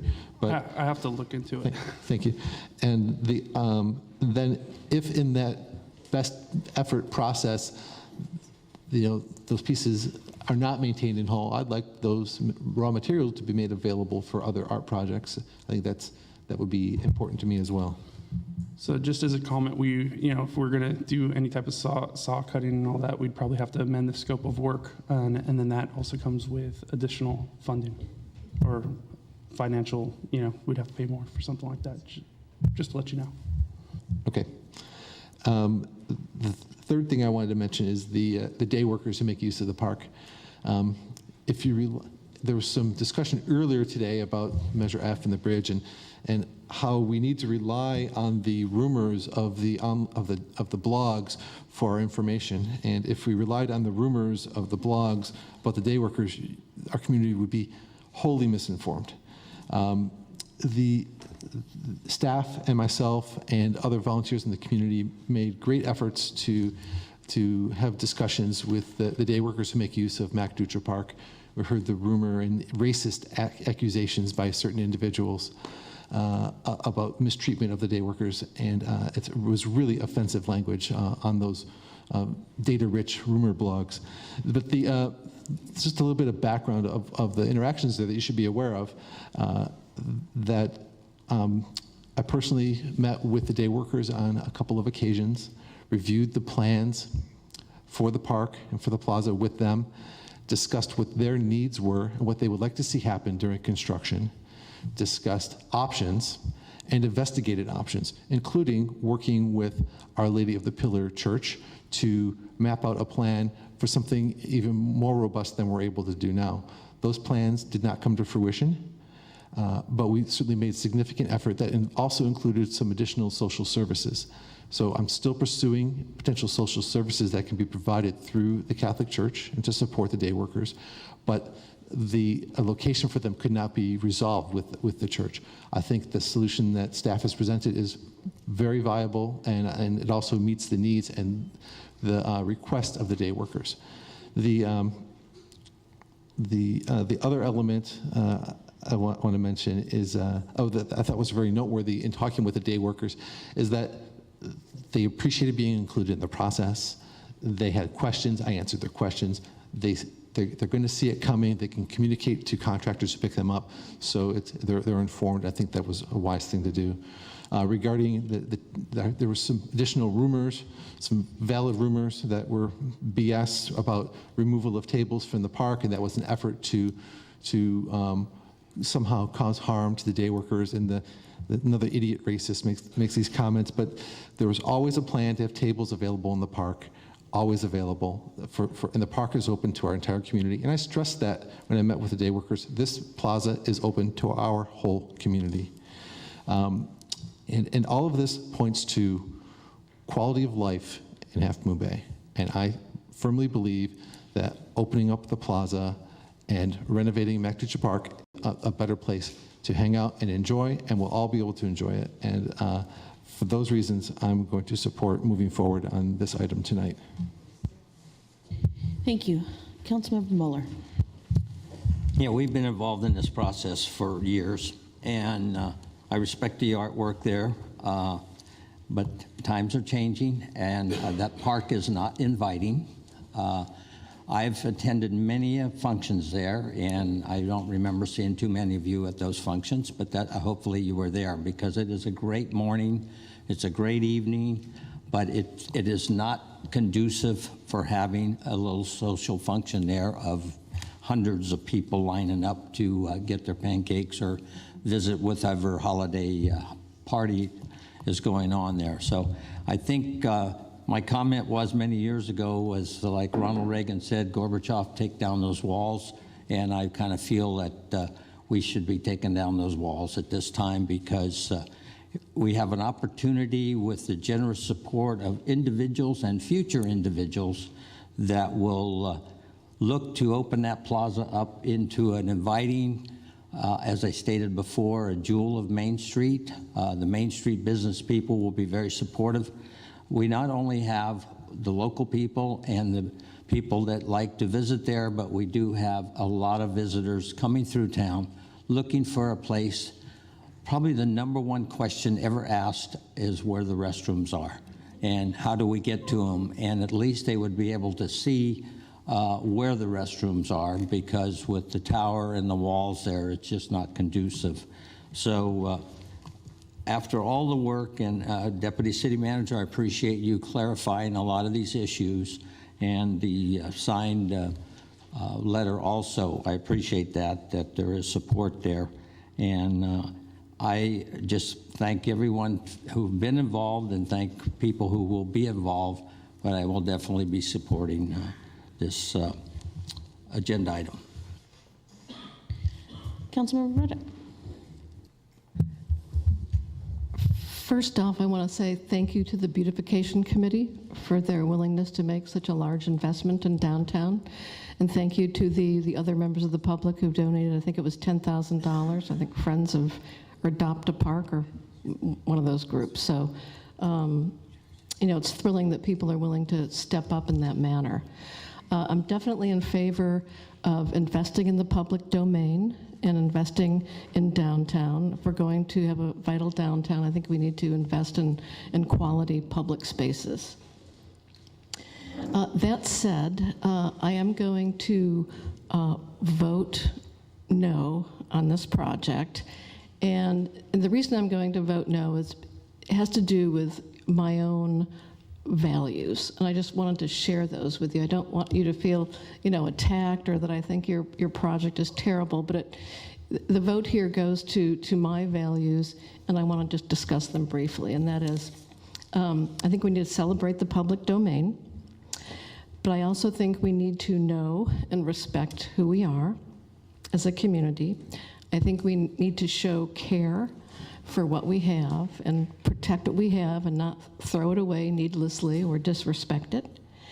And I think we need to change with care as well. Abrupt change, I think, is rarely good. I think we want to grow organically according to who we are and our best natures and working together. I think we ought to be satisfied with good enough as opposed to, you know, the best and the brightest or the most glorious thing that we can do and spend a lot of money. I think good enough is good. And if we fund things with an attitude of good enough, we have money left over to spread the wealth, which is also an important value for me. For instance, if we spend less than $500,000, we might have money to attack the northeast corner of Kelly and Main Street across from City Hall, the old gas station, which years later is still sitting there untouched and is really an eyesore and disgraceful. So we might have had, you know, good enough may have allowed us to have resources to spend there, or perhaps to spruce up some neighborhood parks where, you know, right now Ocean View Park is really the only full functioning neighborhood park we have. So because of those principles I've communicated, I feel that this project from a policy standpoint, is not good for us to pursue, and for those reasons. I think it'll probably be an inviting place. It does need to be opened up. We need good restrooms. I think we could have spent $100,000 and made it, you know, more attractive and accessible without going, you know, the full shebang. So I respect all the work you've put into it, but that's where I'm coming from, and I wanted you to know that and hopefully respect my vote this evening. Thanks for the chance to address it. Thank you. Council members, any other comments? I was ready to make a motion, but Councilmember Penrose. Yeah, I'm torn, and I've been torn for a long while. I have never liked the way the park doesn't work. Although I love the artwork in it, I abhor the walls. I can't stand the tower. I find it's very inaccessible and difficult, and I'm sure that that's what Cal Poly was talking about when they were talking about it. But I do have some questions about the current plans and whether they make sense in our downtown. I don't see that an effort was really made to make it look like downtown Half Moon Bay, a continuation of it. And I would frankly like to see a different set of plans looked at that would fit the character of our town better. I like the idea of an open plan. I don't like the idea of little tables and chairs scattered here and there. I'm not sure why we are spending that much money on it, and I'm not certain that it takes $300,000 to essentially repave it and make the stage bigger, fix the bathrooms. The other question I have about the budget is the maintenance part of it. How much money is going to be spent, and how many times a day are we going to be cleaning the bathrooms, and who's going to be doing that? That's a question in my mind. So I would probably abstain or vote no, and I'm not sure which, on the current plan. I'd like us to take some more time and look at it in a different way. And you mentioned the bathrooms. The bathrooms always get cleaned, and that'll always be worked on, so that's not going to change. The bathrooms have been upgraded in the inside already. So we're going to make sure that they're always clean, because that's a big complaint if they're not cleaned. So we want to make sure they're cleaned all the time. Yes, there may be a few more people using it, but that'll make the merchants pretty happy that people aren't just walking in their place to go to the bathroom. That's a big issue with a lot of the merchants. People come in there without buying anything and try to use their bathrooms. So a public bathroom is a good thing to have, a nice clean one.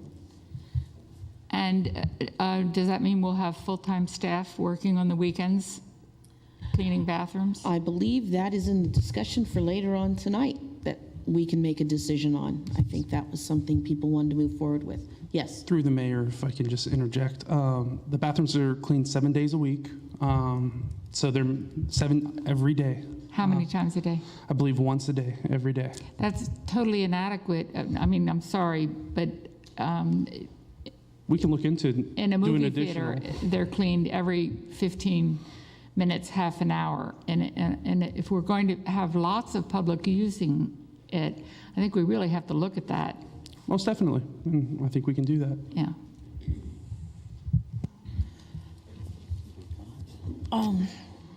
So you've got a couple of issues here. It's like, what's going to happen to the workers that are there? So, we can all sit and decide where we think they should be. They've made it very clear where they want to be. And there's no language barrier, because our city manager can speak the language. She's been talking to them, and they've told us they didn't want to be elsewhere. They want to be in that location because the workers can find them, and also because they kind of like hanging out on Main Street. So they are going to still be near there. And as for restroom facilities for any of the people who hang out there, or for those of us or tourists that do need a restroom, we're locating one in the City Hall parking lot. We're going to have chairs so people can sit down. I'm trying to be a champion of our Main Street merchants, because they were a key voice in having that park changed. One, for their employees to be able to have a nice place on Main Street to just go out and sit down and have their lunch, or have their coffee break where they didn't have to go back to the office, as well as other residents and tourists who might not have enough tables, whether in Moonside or all the other coffee shops, where they'd be able to sit outside and be comfortable too. So it was going to open it up.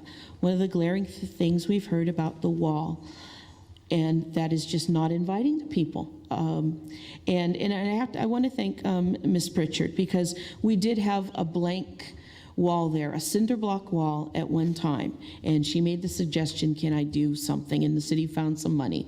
And for a while, and as people walk by, you let them participate in that. The wall was never going to be there in perpetuity. I think that's important for us to understand, that Mac Dutra Plaza, through the years, when the Dutras dedicated that land, it goes through changes. I think there has been a great effort made to try and save some of the key pieces. The dog is the favorite of everyone, and the dog park people would be happy to take that. Tile experts have said it's very, very difficult to remove tile once it's affixed. And if any of you have done some remodeling in your homes or tried to fix a cracked tile in your kitchen floor, you know that's pretty hard to pull up. Now, the contractors have said they would make an attempt to try and preserve what they could. So I think we're doing that. So I'd hate to hold up making such great positive changes to Main Street for that when we're going to try and make an effort to get some of that artwork off of there. When you travel, you see so many places. When you go to Europe, there's open spaces, and there's casual tables where you can sit and move. They're not affixed. So if you've got a group of 2 or 3 people, you can add a few more chairs and have 5 or 6 people sit and have lunch or talk to each other. To open up that park will really make that part of Main Street a beautiful place. And so while we value and thank Ms. Pritchett for what she did for 10 years, we didn't have to stare at a cinder block wall. You know, we've moved on now. She absolutely beautified it with beautified money, and you included people in that. And that will always be something that people will appreciate. And now we're going into another generation of opening up the park for more people to enjoy and have it be a nice place. So I want to say I'm championing not only the Main Street merchants who have voiced a concern for a long time to get that park changed so it can be more open and more welcoming. And that's a big key part as people walk down Main Street instead of running by there because it's a wall. It's almost like don't come here. And we don't want people to do that, nor do we. We want to use it. We want to have bands, the people that come out to talk about their social issues instead of standing on the edge of the corner. So I think there's been, as the Deputy City Manager has mentioned, a lot of open workshops. A lot of work has been done over the years to get a lot of feedback from everyone. And sometimes you just can't please everyone, but this is going to be something that's going to be really nice when it's done, and efforts are being made to save the key elements of the tiles that we have. So at this time, I'd like to make a motion to adopt a resolution awarding a construction contract for the Mac Dutra remodel project to Half Moon Bay Paving and Grading for the amount not to exceed $380,685, and approve a construction contingency of $15,000 for the total not to exceed project amount of $395,685. Motion's been made. May I have a second? I'll second, and I have a comment. Okay. I want to Councilmember Ruddock, I say I really appreciate that you shared your philosophy and your point of view. I think it's helpful, and I respect that. And it actually helped me understand points of view that we may take a little differently. And I may not have been easy to share that, but it was appreciated. And I have a view of our community, and I want Half Moon Bay to be great. And for that reason, I'm seconding this. So you explain that. Motion is made and seconded. Roll call, please. Aye. No. No. Yes. Yes. Motion passes. And that is item number 4 from our consent agenda. We move now to item number 5. And okay. We got to move. We'll move to number 5. Yes. So we're gonna break for. Oh, we can go on. Okay, let's go. Thank you. I'm going to make this very brief. This is the second reading of the ordinance that was introduced at the last meeting concerning electrical or regulations for parking in electric vehicle charging stations. I'm happy to respond to any questions or comments. Otherwise, recommended action is to adopt the ordinance as introduced.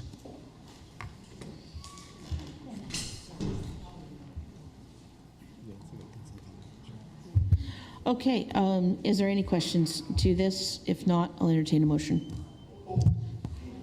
I will move to adopt the ordinance amending Chapter 10.36, stopping, standing, and parking, certain places and purposes, in quotations, of the Half Moon Bay Municipal Code.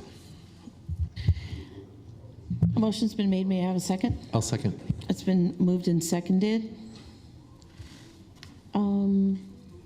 I should wait. Are we good? Yeah. I can't imagine that. Certainly up to the council. You can wait or you can proceed. We're just having a sitting break for a moment on this. And then we will move on to the budget. Discussions. In discussions. Of that motion, then we can fill in time here. But I believe, again, the charging stations are very active. Every time I seem to pass by there, they're pretty active and moving, and people are plugging in. And I think one of these days maybe we can have, I want to say some of the Montegrano beer truck delivery trucks are now hybrid also. So maybe we can get one of them to pull in there and plug in someday. Well, maybe the city manager can give us some brief updates. I heard that in the first couple of weeks we had over 100 people charging their vehicles at the charging station. Yes, that's correct. Yeah, and we continue to get more. And I think you recall I'm not sure if it was the last meeting or not, where the deputy city manager provided a map of where all of the charging stations were and the charge point. And so there was a lone one here in Half Moon Bay. And we believe that we're getting more individuals visiting downtown as a result of that, because those that have the electric vehicles are looking for those points and those stations, and they're coming by. So this is truly an economic development charger. Yes, it is, and we can look forward to having other charging stations in the area. And I would just say that we should get them on all the social media sites to target them. I think I've got a couple. Someone told me we weren't on it, but we're on the main ones that comes up. But there'd be a couple more to add to it. So we've had a first and a second on this item, and we were just ruminating on the effectiveness of the EV charging stations. We introduced it last time, and now it's okay. Yeah. And can we have roll call now? Aye. Aye. Aye. Yes. Yes. That must have been what a filibuster is like. We'll move now to staff reports and resolution, and we'll begin the budget study session. And I am just going to step off for a minute myself, but please continue.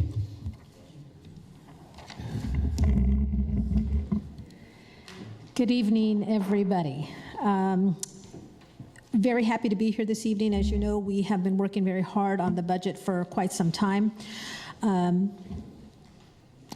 This evening, you'll hear from several executive team members in terms of the budget presentation. This is an effort that the entire organization undertakes. It is the policy decision of this council. This is one of the biggest policy decisions that councils will take in terms of the use of city resources. You will be receiving the budget document, we're thinking about April 19th or so. You will have it for about 2 weeks before the May 5th date, when you will have the full discussion on the budget recommendations themselves. Tonight, we will be providing you a high-level discussion. I think it's very timely, especially in light of some of the comments that were made earlier, because it is an issue of resources. And we are a very tiny organization. And you will see with the information that will be provided later by my colleagues and CIP and some of the other big projects that we're working on, like general plan and the bridge, the Pillar Cedars Creek Bridge, it takes just a tremendous amount of time. And while we would love to do all of the things that the council would like for us to do, it does come down to a matter of resources, people resources. We're a service organization, and I have to be aware too of how hard I'm asking of people to do. So more to come with the proposed budget.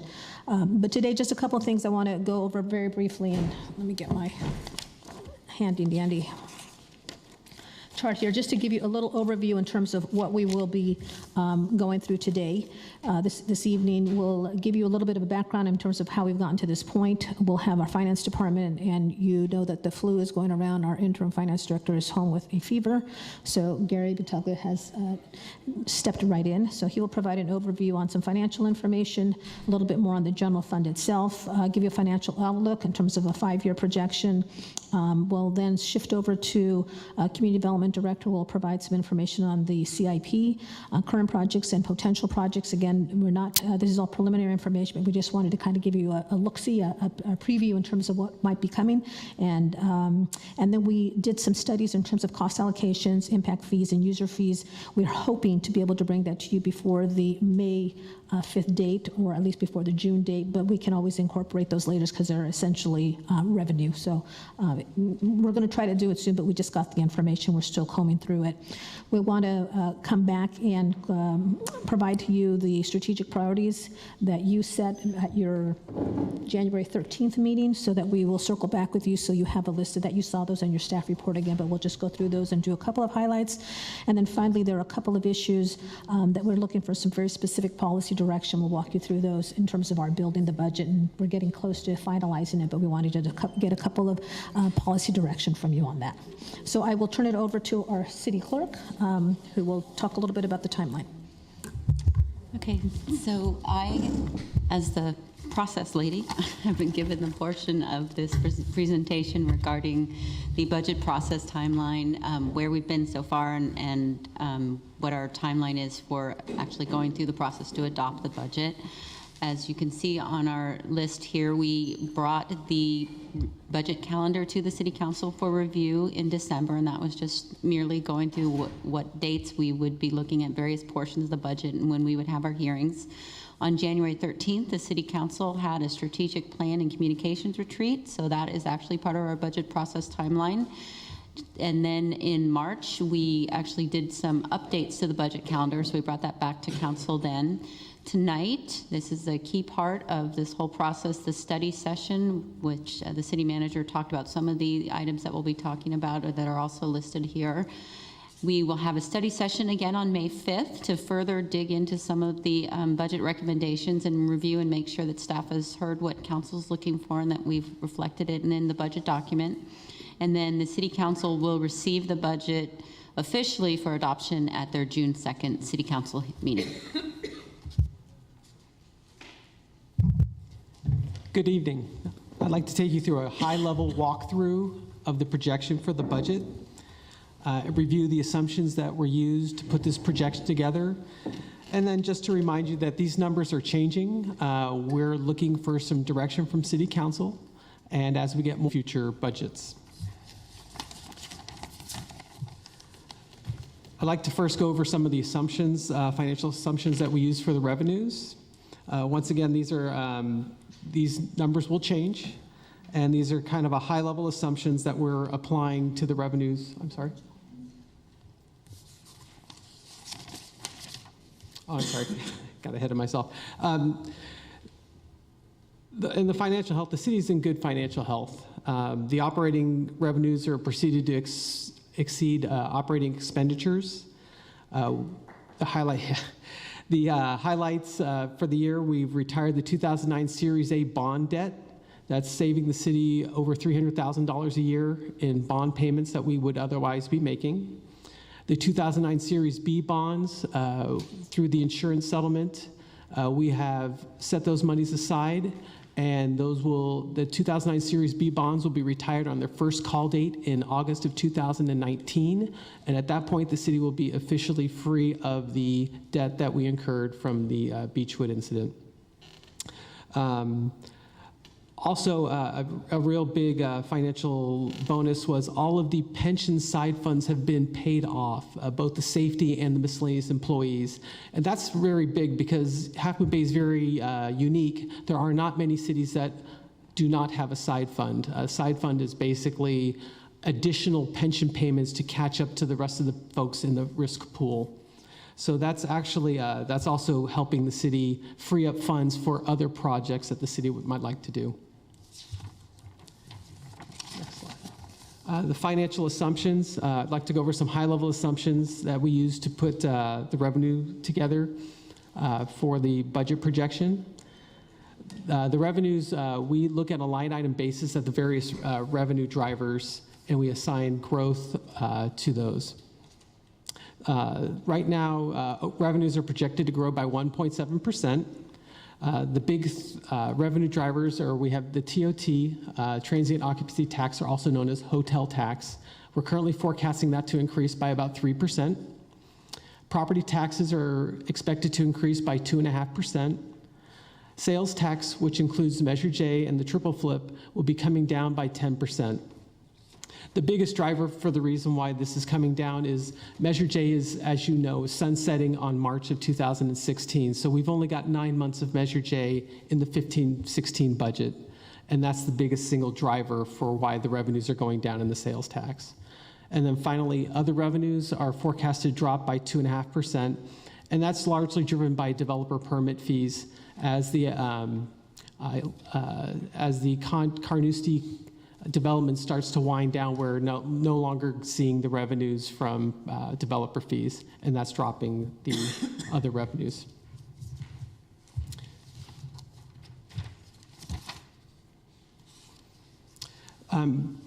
There's also one other item that's putting some downward pressure on revenues are the potential loss of excess ERAF funds. ERAF is the Educational Revenue Augmentation Fund. In 25 words or less, in the 1990s, the state found itself in a budget deficit, and they resolved their budget deficit by shifting the state's responsibility for funding schools to the local governments. And so the local governments contribute some of their sales tax monies to ERAF, and any excess funds after the ERAF funds have been allocated to the schools are returned to the cities. And the county has been beating the drum louder and louder lately that those excess ERAF funds are beginning to dry up. And so as a result, we are not forecasting any excess ERAF funds in the 2015-16 budget. If funds do show up, those will be applied into the capital projects. The financial assumptions for the expenditures, once again, we looked at inflation and growth on a line item basis for the expenditures. And these will change as council gives staff direction or more information becomes available.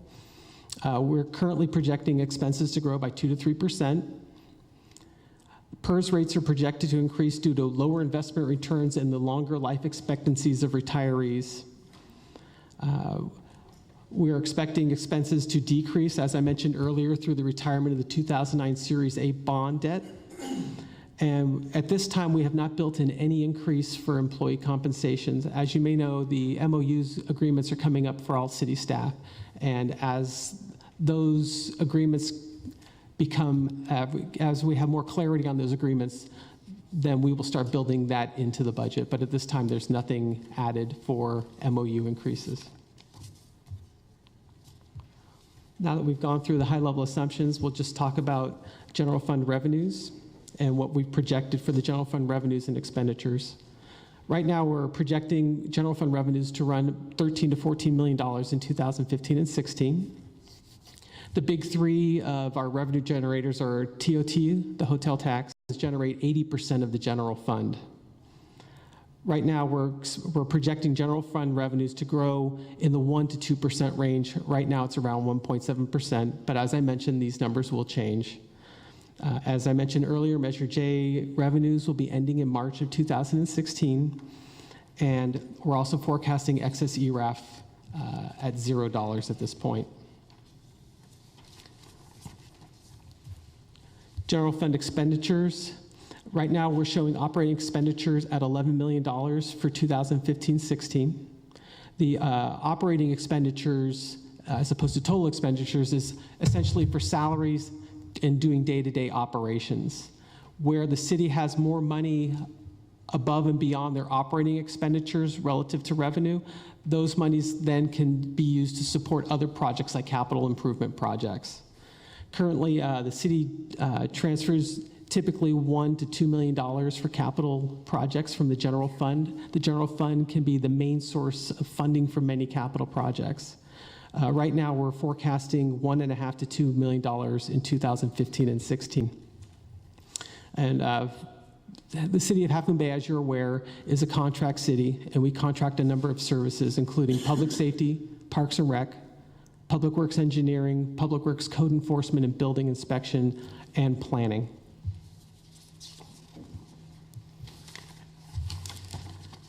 The 5-year financial projection, the first bar that we're going to cover is the operating revenue, or just revenues. As you'll see, that revenues pick up in 2016 and 2017. That increase in revenues is the bonds for the new library.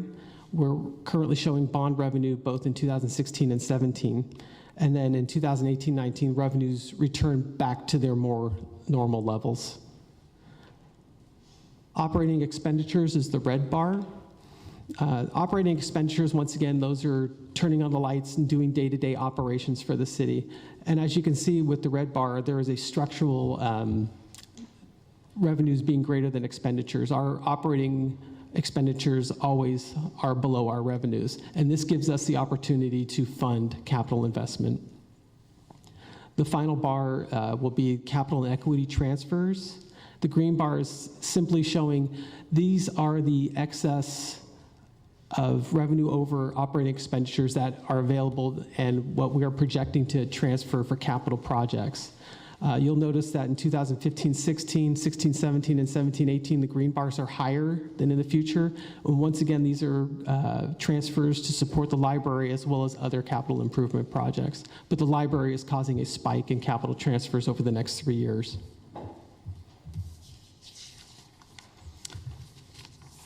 And finally, I'd like to talk about reserves. We have 3 different types of reserves under the reserves. The first is the city has to sets aside 30% of their operating expense budget, and we call this the committed reserve balance. So we reserve 30% of our operating budget in case there are any kind of economic or other types of catastrophic disasters, and this allows the city to maintain operations as it works and sorts through this disaster. The next type of reserve is called an assigned reserve balance. And basically, City Council will give staff direction on how to use certain monies. And if in the situations where the monies have been allocated but not all spent due to timing, we assign those monies to assigned reserves. A perfect case in point would be Measure J, where we've received the Measure J revenues, but we haven't executed on all the Measure J projects that City Council has designated staff to work on.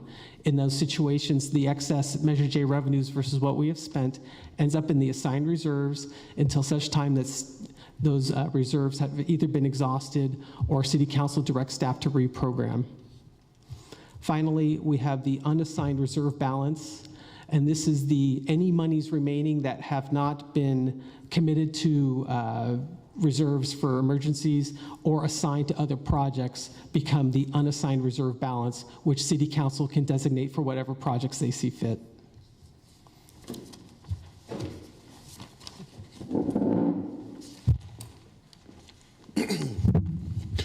Good evening, Council. Mayor and members of the City Council. One of the goals of the Community Development Department is to organize and coordinate the delivery of development services and also managing capital projects for the city. And so the CIP is one of the tools that we use in doing so. What's the CIP? It's the city's long-range plan of how it's going to pay for any new improvements or any improvements to our existing infrastructure like streets, sewers, parks, city buildings. And it's really comprised of two different parts. The first part is the capital budget, which tells you how you're going to fund certain projects within that year. And the second part is a capital program, which is a plan for capital expenditures that extends 5 years beyond the capital budget. And it also includes strategies for one-time cost, and includes projects for community interest. So why do we need a CIP? And I've worked for a number of cities, both small and large, and it's really for the purpose of really coordinating things that are going on, making sure that you have the capacity, the staffing resources to really get the projects done. Strategically, it allocates and expends the city's resources in a more coordinated manner. And it also gives us the opportunity to look at the operating budget and the capital budget side by side, because new improvements are good, and we've seen that in our streets. But how much money should we put in each year for maintenance?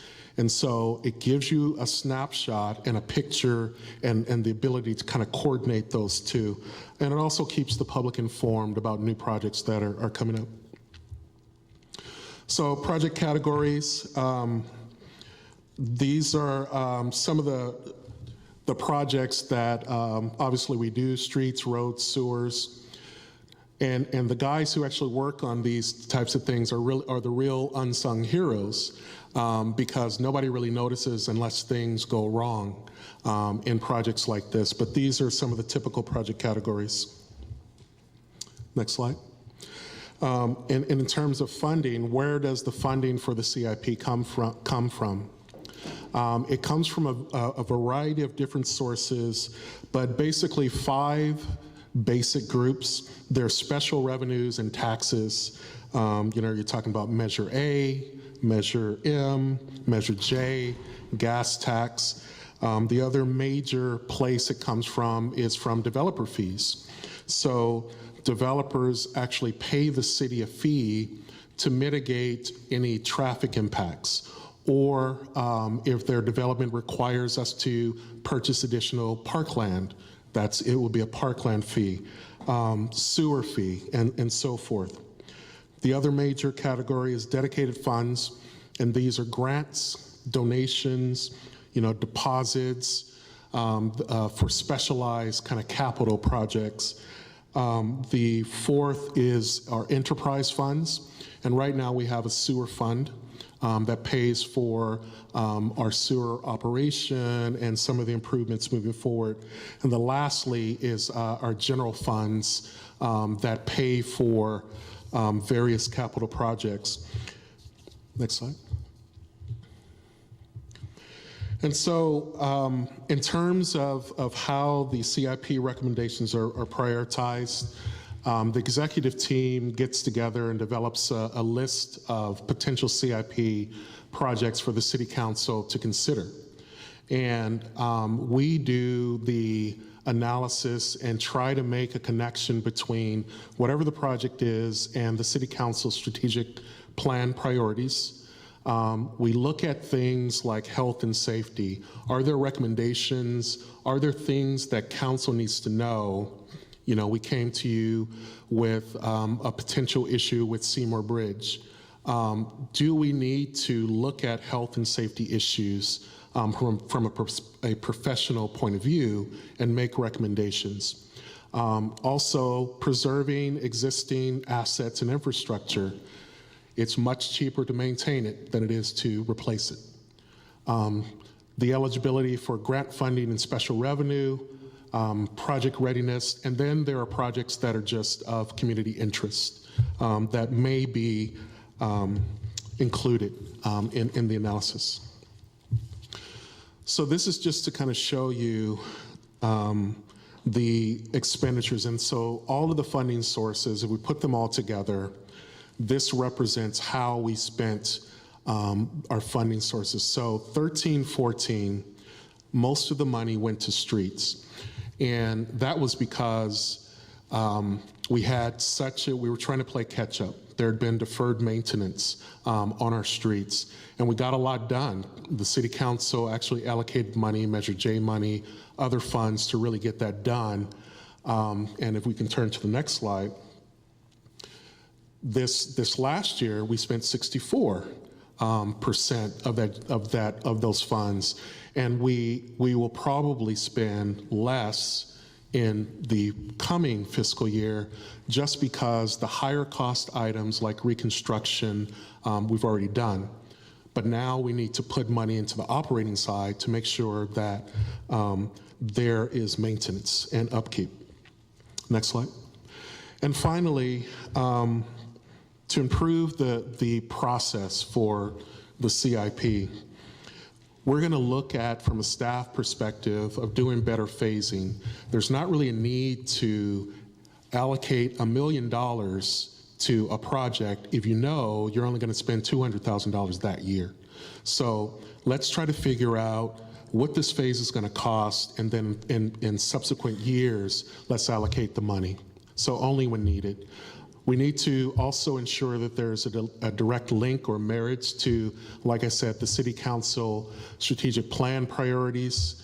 And we also need to, like I said, to inform the, and I made this point before, informing the operating budget.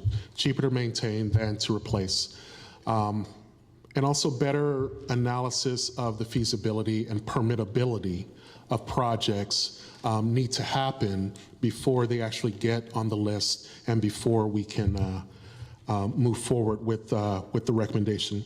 So in your packet, there are a list of projects, current projects that we're working on. Some are complete, some are ongoing, and also a list of future projects that you will see later on. I think we're going to be coming back to you in May to present a recommendation about funding. So you'll see those two parts. You'll see the budget, capital budget for the next fiscal year, and then you'll see a plan for how we intend to pay for capital projects for the subsequent 5 years. Thank you. Good evening, Ms. Mayor, members of the council. Alex Kojikin again. I'll be hopefully quickly touching upon the strategic plan and what is a strategic plan. So I'll start off there. It is a plan that sets the priorities for the city over the next 3 to 5 years in order to best meet the needs of the people who live and work here in this great city. The strategic plan is also the basis for allocating financial and human resources in the annual budget as well.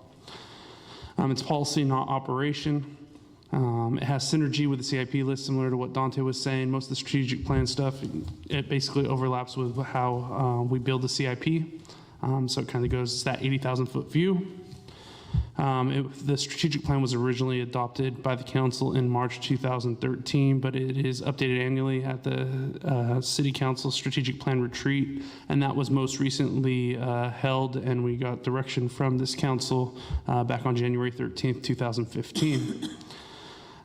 Staff also comes back every 6 months to provide an update of the plan and bring it back to council to let you guys know the status on the projects.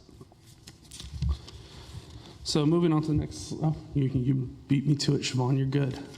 I was just a couple highlights on some of the projects. So the library is on that list, as well as the Cabrillo and Glen Cree property studies. That's also on the list of things that we're looking at. Moving on to the next one, Pillarcitos Creek Bridge, that's a new one that was added to the list along with the Kehoe Ditch Drain. Moving on, gateway signage, that's also on the list, and then just as the council considered this evening, Dutra Park is also on the list as well as a strategic item. So that kind of covers my area. I was pretty quick. So. Good evening, Russell Brunson, Administrative Services Manager. I'm here to talk with you about the items that we're asking, seeking feedback from you that are outlined on the next slide. And these are items that are connected to your strategic plan initiative D, organizational operational analysis. And the first two involve having two positions brought on staff as city employees. The first being the city engineer, the position that provides oversight of the capital projects.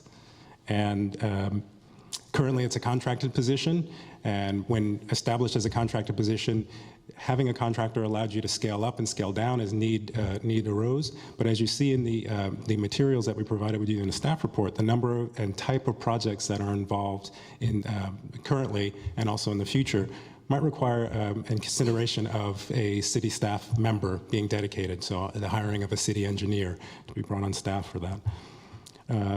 As you see on the slide, the annual savings of converting that city engineer to a full-time position from a contract position would be $40,000 each year.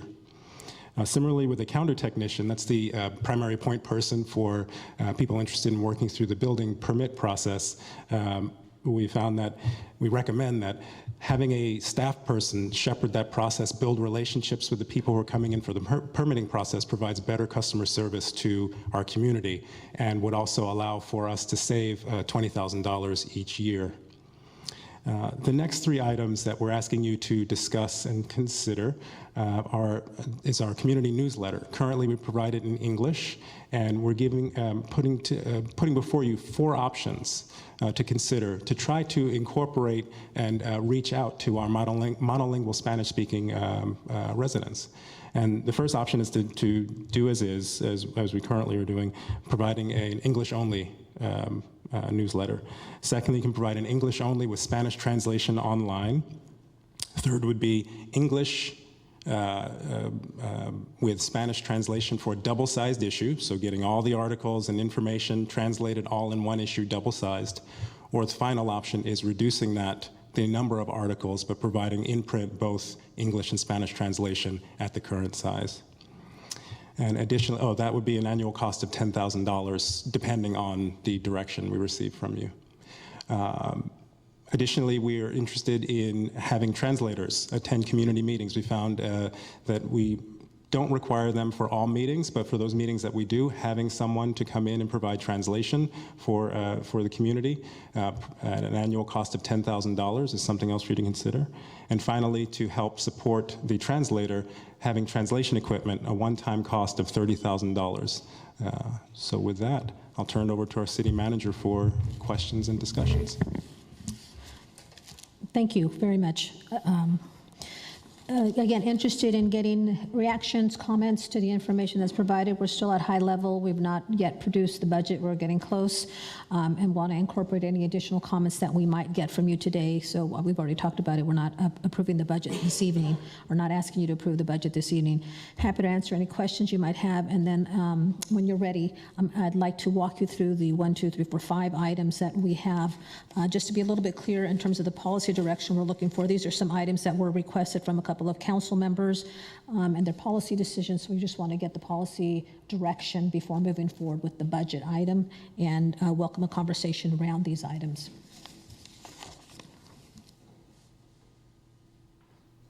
Are you ready?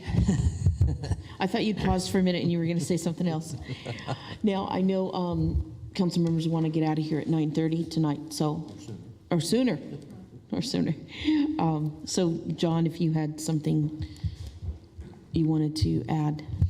Yeah, no, I thank all the staff for being here, and I understand that your interim finance director has been ill the last week, so thank you guys for all jumping in and filling in a challenging time here.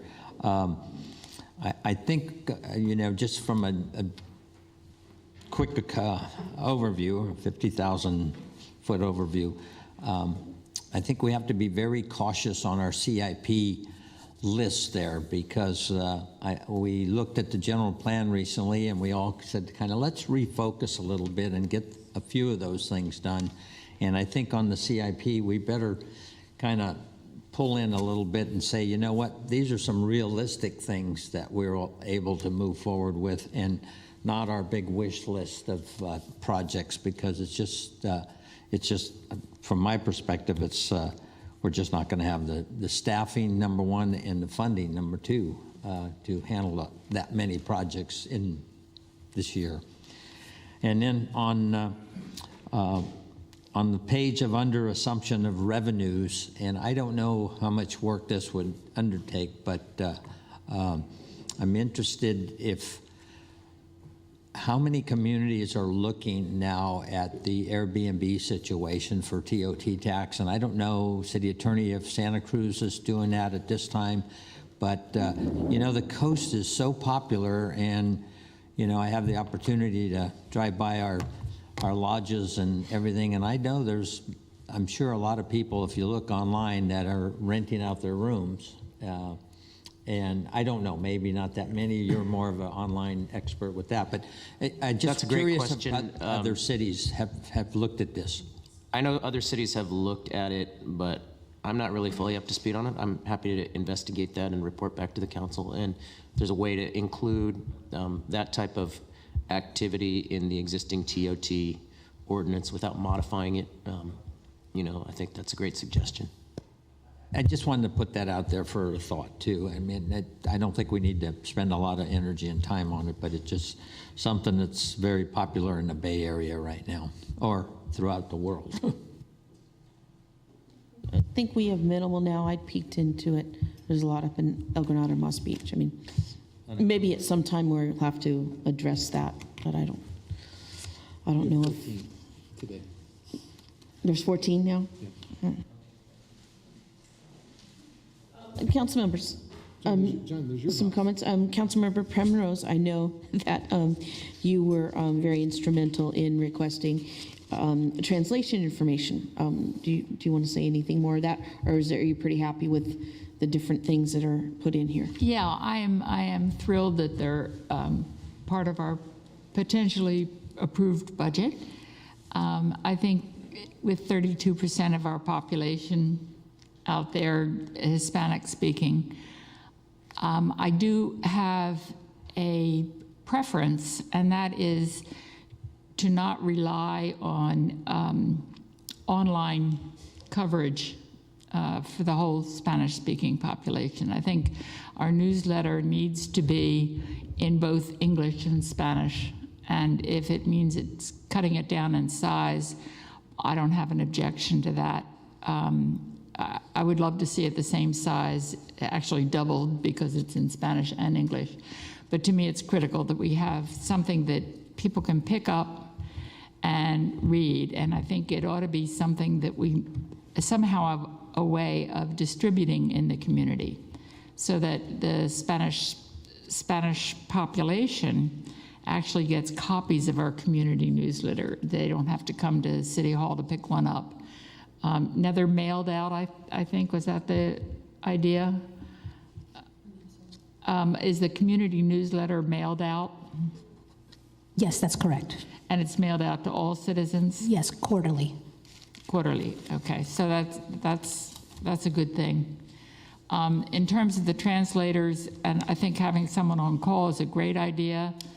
Buying the equipment that we need in terms of headphones and the correct microphones is an investment that I think may serve us well in the future, because I don't think that our Hispanic population is going to decrease. I think it will increase.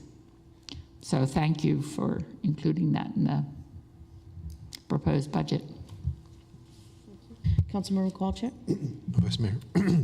See, regarding the bilingual newsletter, did this cost include I'm assuming the most expensive is to have a full newsletter in English and in Spanish.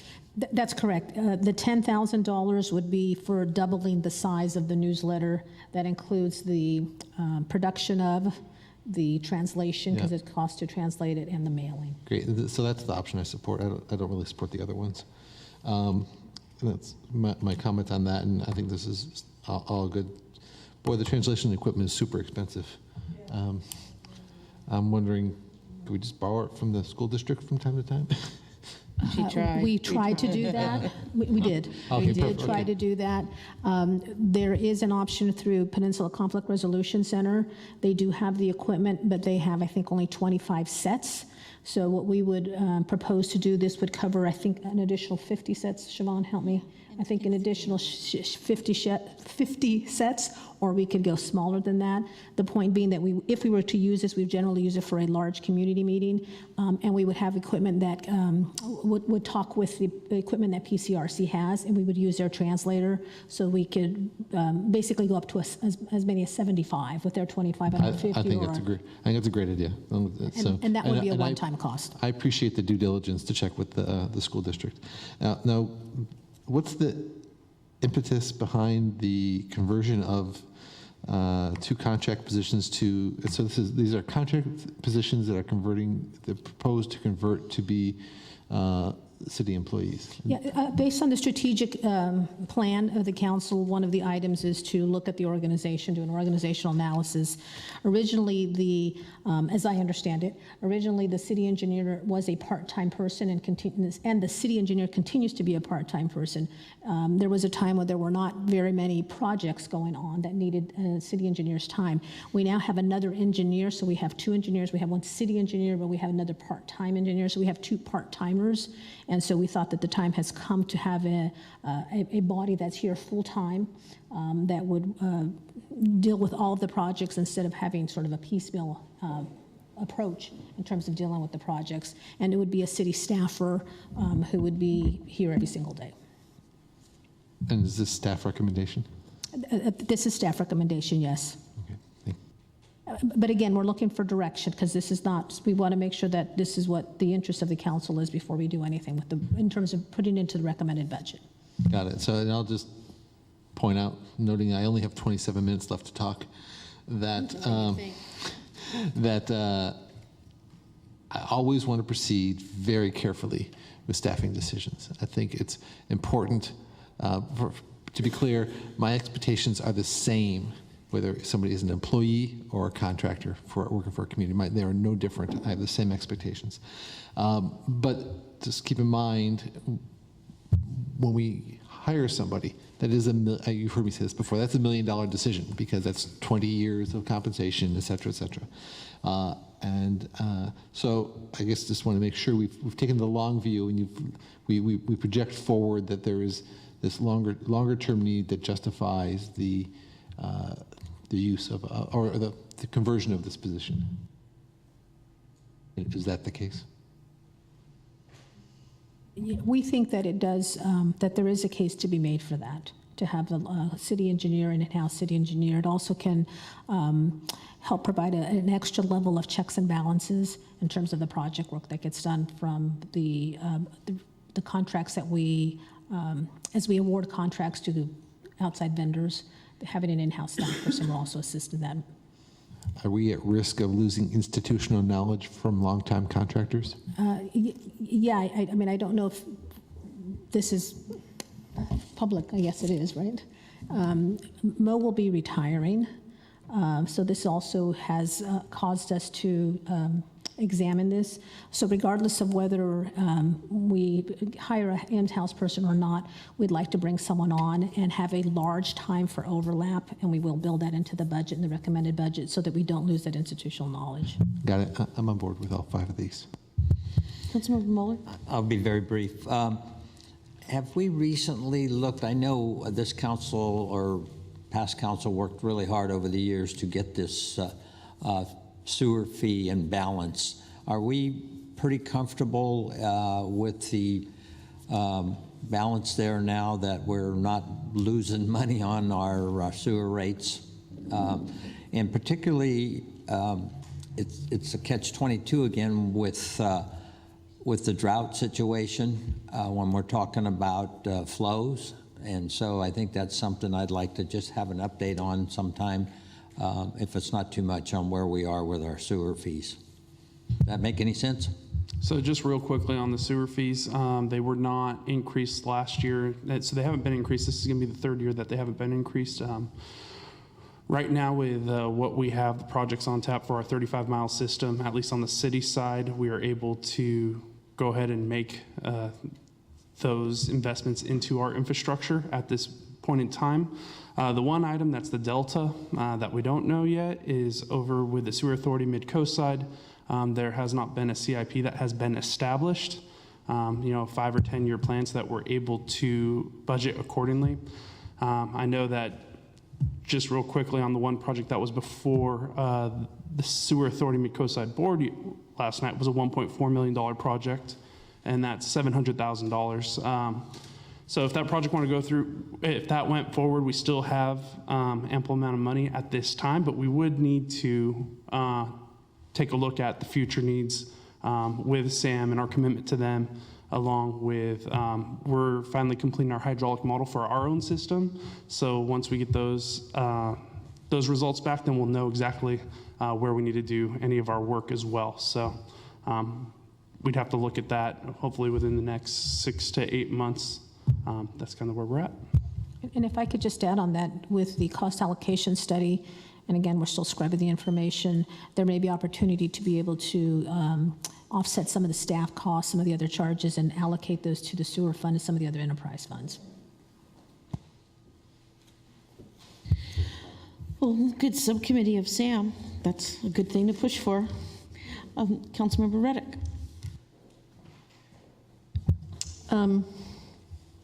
So I guess, well, I'll start off with the requested actions. Personally, I think it would be a better service to residents to have the city planner be a full-time permanent employee instead of a contract employee. I'd like to see community development and planning be full-time permanent. And for the time being, contract out engineering services. And that just seems to me you want a planner who hopefully can live in your community, is fully invested in the community by being a full-time permanent employee. I'm not saying our current planner is not, but I think having that full-time permanent arrangement and somebody who lives in town behooves our planning process.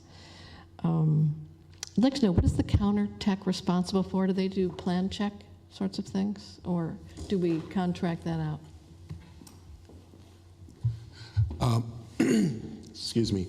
So the counter tech is the first point of contact that somebody doing business with the building division would have in the city. They provide information, provide application verification. They schedule appointments for the inspector. So it makes sense, at least in our point of view, to have someone from the city to be in charge of that. Mm-hmm. And what do we do about code enforcement currently? Is that contracted out? Code enforcement is contracted out. Plan check too? We don't do plan check for code enforcement.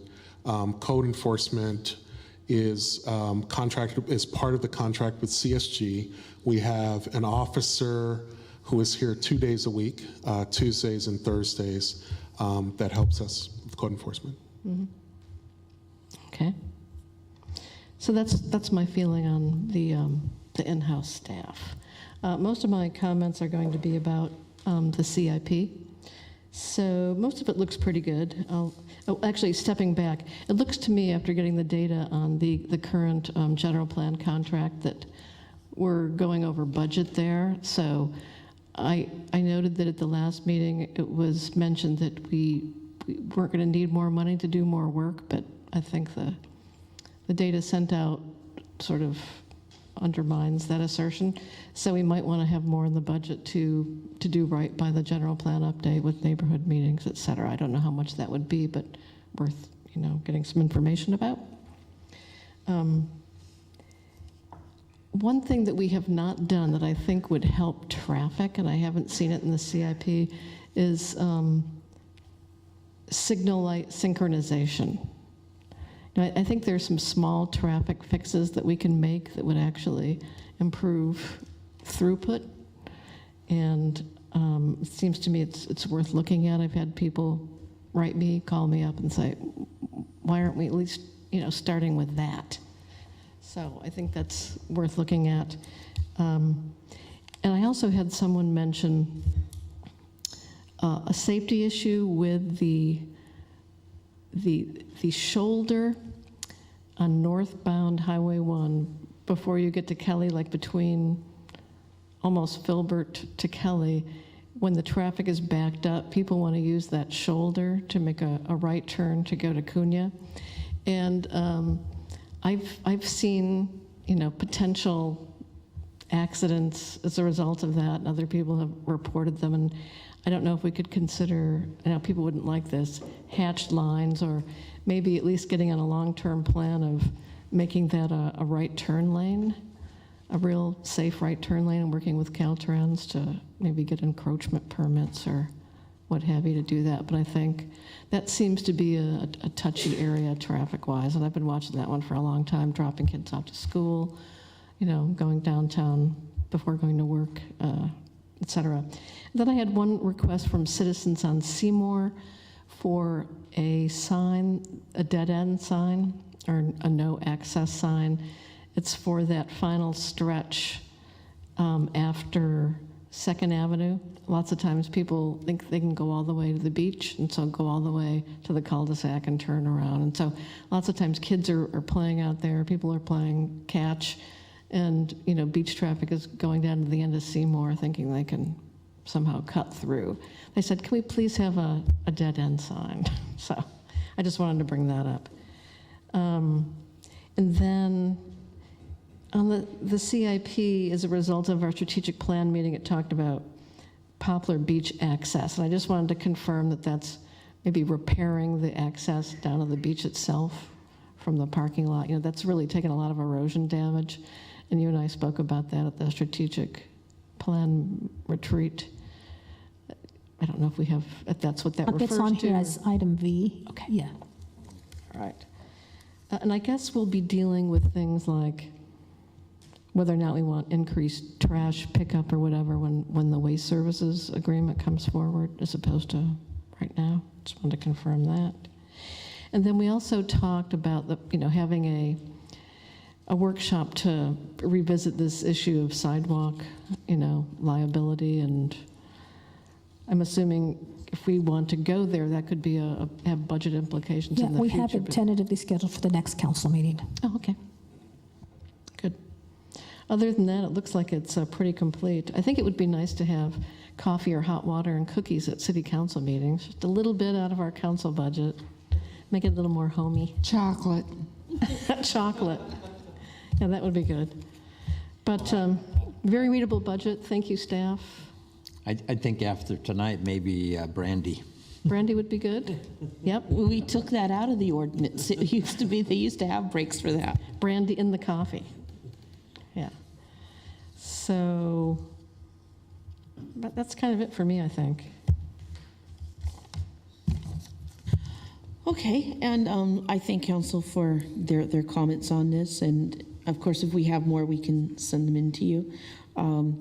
Just a couple of things, and these are smaller, and I do support the streets and the road continuous paving of that. That's everybody's happy with nice roads, and thank you for the work at Councilmember Penrose's suggestion for the increased access and translation of people. And just a couple of smaller items, and these are more on the social side, under kind of like safety and emergency preparedness. Our local radio station, KHMB, can be a great source in the event of a power outage, but they need to keep the power on. And they would like a generator, a specific model I can send you.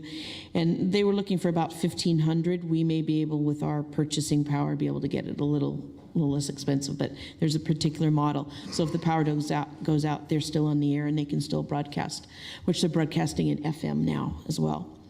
And Village of the Coast Side, I think we're all on their email. They're the advocacy group for our residents to age in place. They're doing a lot of work. They want to launch next January, but they could use a little seed money, so I'd like to suggest throwing about $1,000 into them. I can send you more money and more information on the village. San Carlos, Belmont, and Redwood City are launching in July their village program, and it's just an advocacy group for our senior residents to age in place. Village, it's called Village of the Coast Side. They have a website, villageofthecoastside.org. And so right now they've just kind of put money in a pot, but they'd like us to be a member or a partner, and $1,000 they'd be ecstatic to get that going. And also, because they have sustained this on their own for so many years while we couldn't, is the Sister City program with Japan.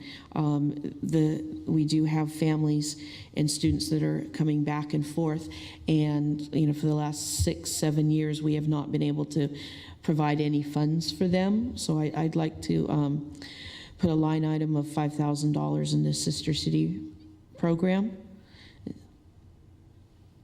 And I can give you more information on that. And Councilmember Penrose is on the committee now, so we can get more information for you on that as well. And a couple other things, but I'm willing to do some groundwork on this, as I did before with bicycle racks. Some more benches on Main Street, and I just say from the length of Main Street. And this is, as we have some of our seniors are moving into the new buildings, and they like to walk downtown or to the library of that. And sometimes they need a little pause to sit before they go. So, and the senior community is willing to kind of look to see where those opportunities are. And I can get some private funding for benches too, but if we could put in a little money for some bike racks and benches, I'd appreciate that. I think the idea of a backup generator for KHMB is a good idea. They've also expressed interest in some sort of system that would allow people who are coming up over the hill to, get information. You had little signs on the side of the highway, tune in for event information, or to direct people to downtown. And I think they need some sort of a repeater up at the top of the hill. I'm not sure exactly what the equipment is, but it would be something where, people can tune in, as they're climbing the hill, and maybe you have ads, business ads, turn left on Main Street, when you get to the first signal. I don't know. I think it could be useful. And we've seen them in many tourist areas. So as opposed to just Highway 1, maybe something on Highway 92 that would. I just want to make sure I understand. This is for directional information via radio? Is that It's what like a you're radio talking about? transmitter or something. Okay. There are easement issues, of course. It would be in the unincorporated area, probably someplace up on the But top I of just the wanted to hill. understand what you were, Yeah, that's what you were suggesting. Okay. right. Well, I had one last question. So is there something in here I missed, a budget for the Chamber of Commerce? No, you did not miss it. It's not in there. It will be coming back Okay. as part of the proposed budget, yes. Yeah. And so I have some other items I'm considering. I guess I want to share them separately. I still want to think through a few things, so I'll add those in. But as if council members come up with any other items, they can send them in to you. Small items, not giant ones. Very soon. Was that? Yeah, yes, Yes, but we need to very very soon. quickly, Okay. yeah, so we can program it in. But yeah. don't spring a $200,000-$300,000 thing on you. Yeah. Come on. All right. We're making money? No. Does anyone have any other comments on this? Great job, staff. Yes, they did do a great job. And thank you all for each of your presentations tonight. That was great to see each of you highlighted on all of this. And so may I ask, with the policy direction, is there consensus about going this direction and building this into the proposed budget? Or would you like to take these one at a time to make sure that we have consensus on that? So I heard consensus, unless someone nods differently. I also heard some additional items for consideration. Yes. Yeah. Yeah, I think we're, okay. You're in the right direction, so thank you. This was good, and we'll come back to this in May. Correct. All right. And with that, we'll adjourn. Happy St. Patrick's Day to everyone.